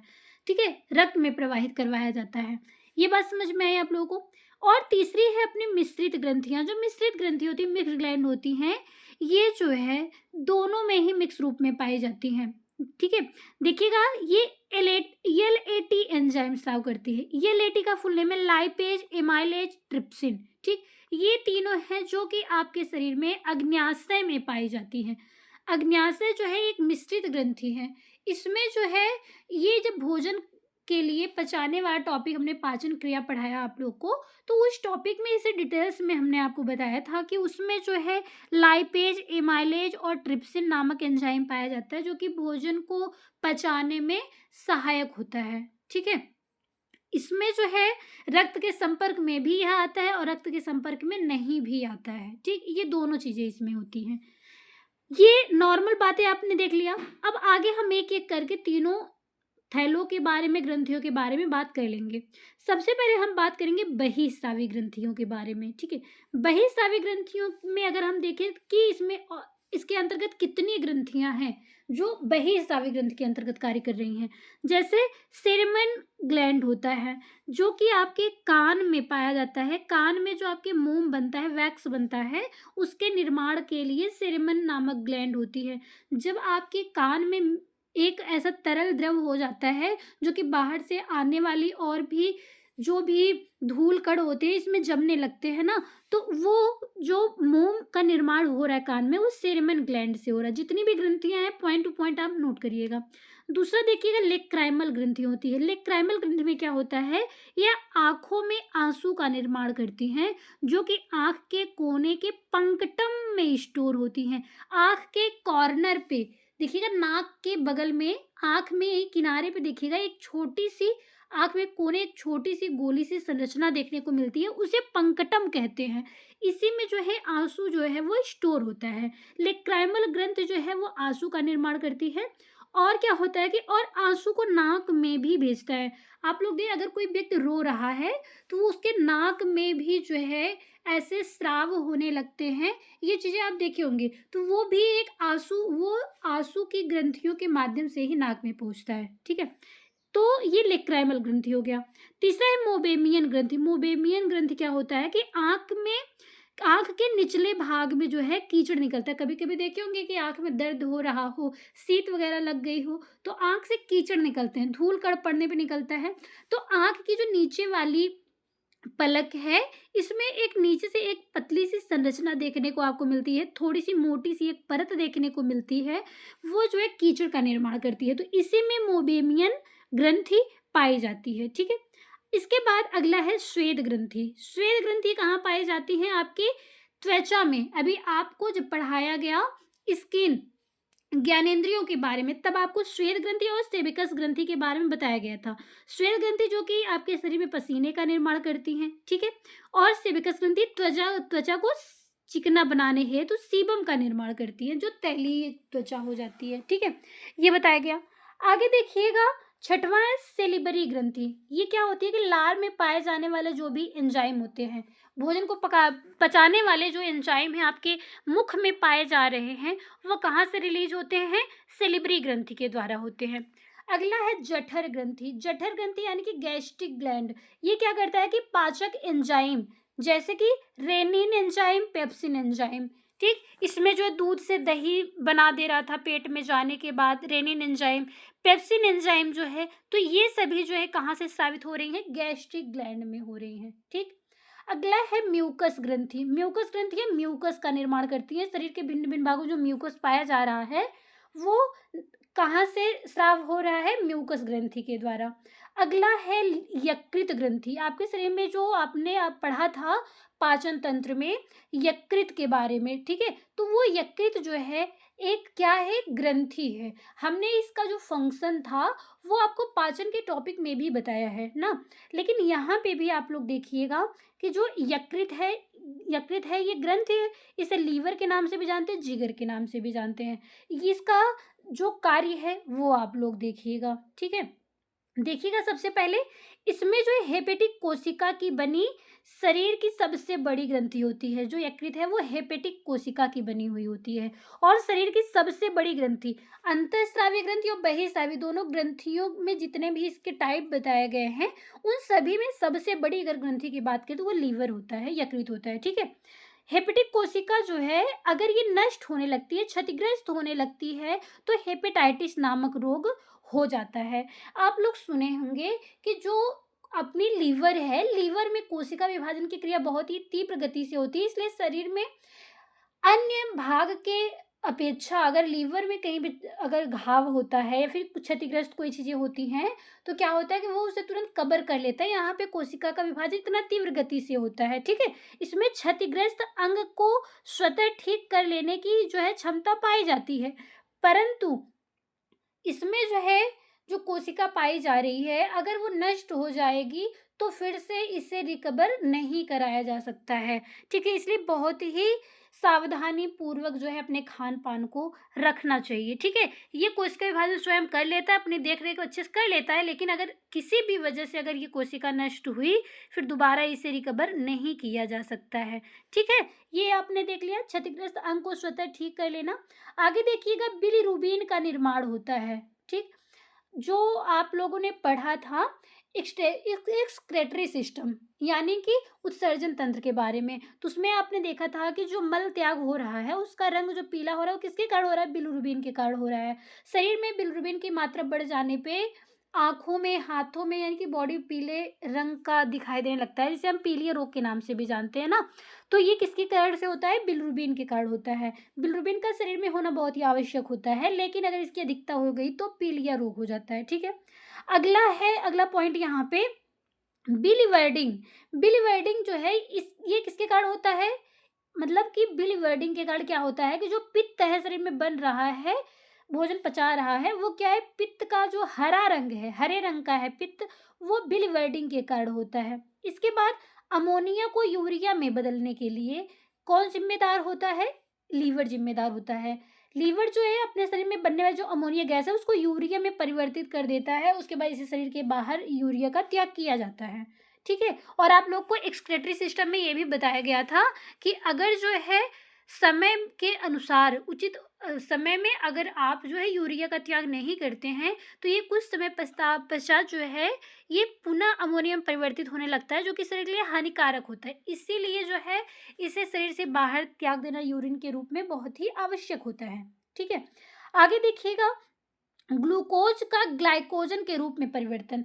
आप जो कार्बोहाइड्रेट को ग्रहण कर रहे हैं वो ग्लूकोज के रूप में जब टूट रहा है सबसे सूक्ष्मतम रूप में आपको बताया गया था, तो ये जो है अधिक मात्रा जब इसकी होने लगती है तो वो बाद में, ठीक है, अपनी जो ऊर्जा है बाद में आवश्यकता पड़ने पर उपयोग करने के लिए ग्लाइकोजन के रूप में परिवर्तित करके उसे स्टोर कर लेता है, जिससे कि आवश्यकता अनुसार उसे फिर से प्रयोग किया जा सके।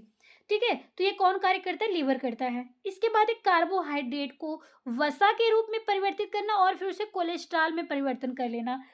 ज़्यादा मात्रा हो जाने पे कार्बोहाइड्रेट का वसा में परिवर्तित हो रहा है और वसा की ज़्यादा मात्रा बढ़ने पर जो है कोलेस्ट्रॉल जम रहा है उसके व्यक्ति के शरीर में, जिससे व्यक्ति जो है धीरे धीरे वो मोटा होने लगता है। आगे देखिएगा, सर्वाधिक कोलेस्ट्रॉल अगर कहीं पे हो रहा है शरीर में तो वो है लीवर में। ठीक, आगे देखिएगा, जहर व शराब से कूफर सेल जो है वो नष्ट होने लगती है। आपके शरीर में एक कूफर सेल पाया जाता है जो कि लीवर में, तो वो किसके द्वारा नष्ट होती है, जहर व शराब अगर का सेवन कोई व्यक्ति कर रहा है, इसलिए कहा जाता है कि शराब जो है शरीर के लिए बहुत ही हानिकारक है ना। तो कूफर सेल जो है ये अगर नष्ट हो रही है, वैसे तो लीवर जो है रिकवरी कर रहा है, लेकिन अगर इसकी मात्रा बहुत ही अधिक हो गई शराब इत्यादि की तो वो उससे जो है रिकवर नहीं कर पाता है ना, तो इसलिए कूफर सेल जो है वो पूरी तरह से नष्ट हो जाते हैं। आगे भ्रूणावस्था में, भ्रूणावस्था में जब भ्रूण में एक शिशु होता है, एक बच्चा होता है, वो क्या है कि उसके शरीर में जो है जब वो 6 महीने तक दुग्ध पान ही करता है तो दुग्ध में आयरन पाया नहीं जाता है, तो बच्चे के शरीर में आयरन पहुंचता कहाँ से है, तो उसे जो है भ्रूणावस्था में उसके शरीर में स्टोर कर दिया जाता है उतना माँ के शरीर के द्वारा ही। तो वो कहाँ से बनता है, आरबीसी का निर्माण कहाँ से होता है, लीवर के मीसोडर्म पार्ट में होता है। ठीक है, ये बातें आप ध्यान रखिएगा। आगे देखिएगा, अंतःस्रावी ग्रंथियों के बारे में हम बात कर लेते हैं। अभी तक हमने जो भी देखा था वो बहिस्रावी ग्रंथियां थी। अंतःस्रावी ग्रंथियों में जो है हमने बताया था कि ये हार्मोन्स को रिलीज करती हैं, स्राव करती हैं, और इसके लिए जो है अलग से नलिका की आवश्यकता नहीं होती है। यह जो है नलिका विहीन होती है और इसे रक्त के संपर्क में आना आवश्यक होता है। ठीक है, इसमें देखिए सबसे पहली ग्रंथि है हाइपोथैलेमस। ये क्या है, नर्वस हार्मोन्स को स्रावित करती हैं। ये जो है सभी अंतःस्रावी ग्रंथियों को कंट्रोल करने का कार्य करता है। कौन करता है, हाइपोथैलेमस करता है। इसके बाद है पिनियल ग्रंथि। ये क्या होता है, मेलाटोनिन और सेरोटोनिन ये दो हार्मोन्स को रिलीज करते हैं। जो मेलाटोनिन है ये काला रंग प्रदान करता है और वहीं पे सेरोटोनिन जो है ये नींद ले आने का कार्य करता है। और जो सेरोटोनिन नामक ये जो हार्मोन्स है ये बच्चों में अधिक मात्रा में पाया जाता है, अधिक सक्रिय होता है, इसकी वजह से बच्चे जो है ज़्यादा टाइम तक सोते हैं। ठीक है, आगे देखिएगा, तीसरा है थायराइड ग्रंथि। थायराइड ग्रंथि के बारे में आप जानते हैं, जो गले में पाई जाती है, थायरॉक्सिन हार्मोन्स का स्राव करती है ना। इसमें क्या होता है कि ये सबसे बड़ी अंतःस्रावी ग्रंथि होती है। हमने बताया कि बहिस्रावी ग्रंथि हो, अंतःस्रावी ग्रंथि हो या फिर मिश्रित ग्रंथि हो, तीनों में सबसे बड़ी अगर ग्रंथि की बात की जाए पूरी बॉडी के तो वो लीवर होता है। ठीक, लेकिन यहाँ अंतःस्रावी ग्रंथि की बात करें तो सबसे बड़ी ग्रंथि कौन सी होती है, थायराइड ग्रंथियां होती हैं जो गले में पाई जाती हैं ना। ये क्या करता है, बीपी को कंट्रोल करने का कार्य करता है। टायर टायरोसिन और आयोडीन पदार्थ का जो है निर्माण करता है ना, बीपी कंट्रोल करता है, टायरोसिन और आयोडीन पदार्थ का निर्माण करता है। कमी पड़ जाने पर, अगर इसकी कमी पड़ जा रही है, आयोडीन की कमी हो जा रही है इस थायराइड ग्रंथि के द्वारा, तो क्या होगा कि घेंघा नामक रोग हो जाता है, महिलाओं में ज़्यादातर देखने को मिलता है। और इसके साथ ही साथ बच्चों में सूखा रोग देखने को मिलता है, जिसे क्रेटिनिज्म भी कहा जाता है। यहाँ से आपके एग्जाम बहुत ज़्यादा क्वेश्चंस पुटअप किए जाते हैं, इसलिए सभी पॉइंट को ध्यान से सुनना है। इसके बाद अगला है मिक्सिडिमा नामक समस्या होती है जो मोटापे के रूप में होता है। ठीक, तो ये हो गया आपका जो है थायराइड ग्रंथियों के बारे में। ठीक, अगला है पैराथायराइड। आपने देखा थायराइड ग्रंथि से थायरॉक्सिन हार्मोन्स रिलीज हो रहा है, वहीं पे पैराथायराइड से पैराथायरॉक्सिन हार्मोन्स रिलीज होता है, जिसमें जो है कैल्शियम और फास्फोरस की मात्रा पाई जाती है। ठीक है, आगे देखिएगा थाइमस ग्रंथि। जो थाइमस ग्रंथि होती है ये वक्ष गुहा वक्ष गुहा है, यहाँ ग्री लिखा है वक्ष गुहा। ठीक है, वक्ष गुहा में उपस्थित होता है, जिसमें जो है जो प्रोटीन और लिम्फोसाइट्स का निर्माण करती हैं। कौन करती हैं? थाइमस ग्रंथियां अधिक पाया जाता है प्रोटीन और लिम्फोसाइट्स। कब कब अधिक होता है? 15 वर्ष से जो अधिक के बच्चे होते हैं, लगभग 15 वर्ष तक जो है 15 वर्ष के बच्चों में ये अधिक देखने को मिलता है। आप देखे होंगे छोटा बच्चा जो है इतना ज़्यादा वर्क करता है, यानी कि वो खेल कूद इतना ज़्यादा करता है, लेकिन वो थकता नहीं है, दिन भर दौड़ता रहता है। ठीक, तो इसमें क्या देखने को मिल रहा है कि उसके शरीर में प्रोटीन जो है बहुत ही ज़्यादा रिलीज हो रहा है उसके वक्ष गुहा में, जो कि पाया जा रहा है। और ये 15 वर्ष तक की अवस्था तक के जो बच्चे हैं उनमें जो है अधिक मात्रा में पाया जाता है। ये बातें आपको समझ में आई हैं पूरी तरह से? ठीक है, अब आगे देखिएगा एड्रिनल ग्रंथि। जो एड्रिनल ग्रंथि होती है ये एड्रिनलिन हार्मोन का स्राव करती हैं। ठीक है, एड्रिनलिन हार्मोन्स का स्राव करती हैं। ये क्या कार्य कर रही हैं कि आपातकाल में उत्तेजना देना, जैसे कोई इमरजेंसी आ गई अचानक से और आप जो है अचानक से कोई कार्य करना प्रारंभ कर दिए। ठीक है, डर गए हों, कहीं से अगर कोई उत्तेजना मिली, कोई चोट लगी तो आप वहां से भाग गए, तेजी से आवाज हुई तो आप वहां से अचानक से डर गए, है ना? तो ऐसी कोई भी चीज अचानक से अगर हो रही है तो आपके शरीर को उत्तेजना प्रदान करने का कार्य एड्रिनल नामक ग्रंथि कर रही है, जहां से एड्रिनलिन हार्मोन्स का स्राव होता है। इसे फाइट एंड फ्लाइट भी कहा जाता है, लड़ो और उड़ो इस नाम से जाना जाता है। क्यों ऐसा कहा जा रहा है? क्योंकि जैसे ही आपके शरीर को उत्तेजना मिलती है आपका शरीर उतनी ही तेजी से एक्टिव हो जाता है, जिसमें आप देखते होंगे कि बीपी जो है, आपकी ब्लड प्रेशर जो है वो तेज हो जाता है। ठीक, अब आगे देखिएगा जनन ग्रंथियां होती है। जनन ग्रंथि से स्टेरॉयड हार्मोन्स, स्टेरॉयड देखने को मिल रहा है ना। यहाँ पे देखिएगा इसमें दो होती है जनन ग्रंथियों में, एक मेल में पाया जा रहा है और एक फीमेल में। मेल में टेस्टिस से और टेस्टिस में स्राव हो रहा है, जबकि फीमेल में ओवरी में स्राव हो रहा है ना। तो इसमें भी जो मेल टेस्टिस है इसमें भी दो प्रकार के हार्मोन्स का स्राव हो रहा है, एक टेस्टोस्टेरॉन है और एक शुक्राणु है। ठीक, शुक्राणु जो कि एक फर्टिलाइजेशन में आपके शरीर के लिए, फर्टिलाइजेशन एक नए जीव की उत्पत्ति के लिए जिम्मेदार है। वहीं पे जो टेस्टोस्टेरॉन जो है ये यूरिन और जो स्पर्म है इन दोनों को जो है डायरेक्शन देने का कार्य करता है। ठीक, आपको जो है ये सब चीजें बताई गई हैं कौन से टॉपिक में? जब आप लोग पढ़ रहे थे आपके ये जनन नामक टॉपिक को। ठीक है, तो आगे देखिएगा ओवरी की जब बात करते हैं तो इससे जो है एस्ट्रोजन और प्रोजेस्टेरॉन, रिलैक्सिन, ये 3 हार्मोन्स का स्राव होता है। आप लोग जो है प्रजनन नामक जो टॉपिक आपको बताया गया उसमें आप डिटेल्स में पिछली क्लासों में उसको पढ़ लीजिएगा। ठीक है, आगे देखिएगा पीयूष ग्रंथि के बारे में बात करते हैं। पीयूष ग्रंथि इसे पिट्यूटरी ग्लैंड भी कहते हैं, साथ ही साथ इसे जो है मास्टर ग्रंथि भी कहते हैं। ठीक है, मास्टर ग्लैंड। क्यों ऐसा कहा जा रहा है आगे देखिएगा आप लोग। पीयूष ग्रंथियों को पिट्यूटरी ग्लैंड और मास्टर ग्लैंड कहते हैं। पीयूष ग्रंथि मस्तिष्क का आधार तल माना गया है, जिसका जो है आकार 0.6 mm ये छोटी होती है। बॉडी को कंट्रोल करने का कार्य यही करता है, इसलिए इसे मास्टर ग्लैंड कहा जाता है। अब ये देखिएगा कि इसमें कितने प्रकार के हार्मोन्स जो है वो स्रावित हो रहे हैं, जिसमें से पहला है टीएसएच, टीएसएच, बी वाला है एसटीएच, तीसरा है एलटीएच, इसके बाद ऑक्सीटोसिन हार्मोन और वेसोप्रेसिव हार्मोन। ये हार्मोन 5 पाए जा रहे हैं किसमें? पीयूष ग्रंथियों में। ठीक है, ये बहुत ही इंपॉर्टेंट होता है। आगे देखिएगा जो टीएसएच है ये थायराइड स्टिमुलेटिव हार्मोन्स होता है, जो क्या करता है कि ये थायरॉक्सिन हार्मोन्स बनाने हेतु थायराइड जो ग्रंथि है उसे उत्तेजित करने का कार्य करता है टीएसएच हार्मोन्स। ठीक है, दूसरा जो एसटीएच है सेमेटोट्रोपिक हार्मोन, ये क्या करता है कि आपके शरीर की जो वृद्धि हो रही है, आपकी हाइट कितनी होगी कितनी नहीं होगी, तो ये सारी चीजें जो है कंट्रोल करने का कार्य HTH हार्मोन करता है। तीसरा है LTH हार्मोन, ये क्या करता है, लैक्टोजेनिक हार्मोन्स होता है। ये क्या करता है कि शरीर में दुग्ध का जो निर्माण हो रहा है, ठीक है, दुग्ध का निर्माण करने का कार्य कौन सी ग्रंथि है जो कर रही है, वो है LTH, लैक्टोजेनिक हार्मोन। लैक्टो से समझ में आ रहा होगा, जैसे कि दूध में लैक्टोज नामक एंजाइम पाया जा रहा है, ठीक है, लैक लैक्टोज पाया जाता है, शर्करा पचाने के लिए शरीर में लैक्टेज पाया जाता है, ठीक है। तो ये हो गया लैक्टोजेनिक हार्मोन, जो कि शरीर में जो है दुग्ध निर्माण का कार्य करता है, सिर्फ निर्माण कर रहा है।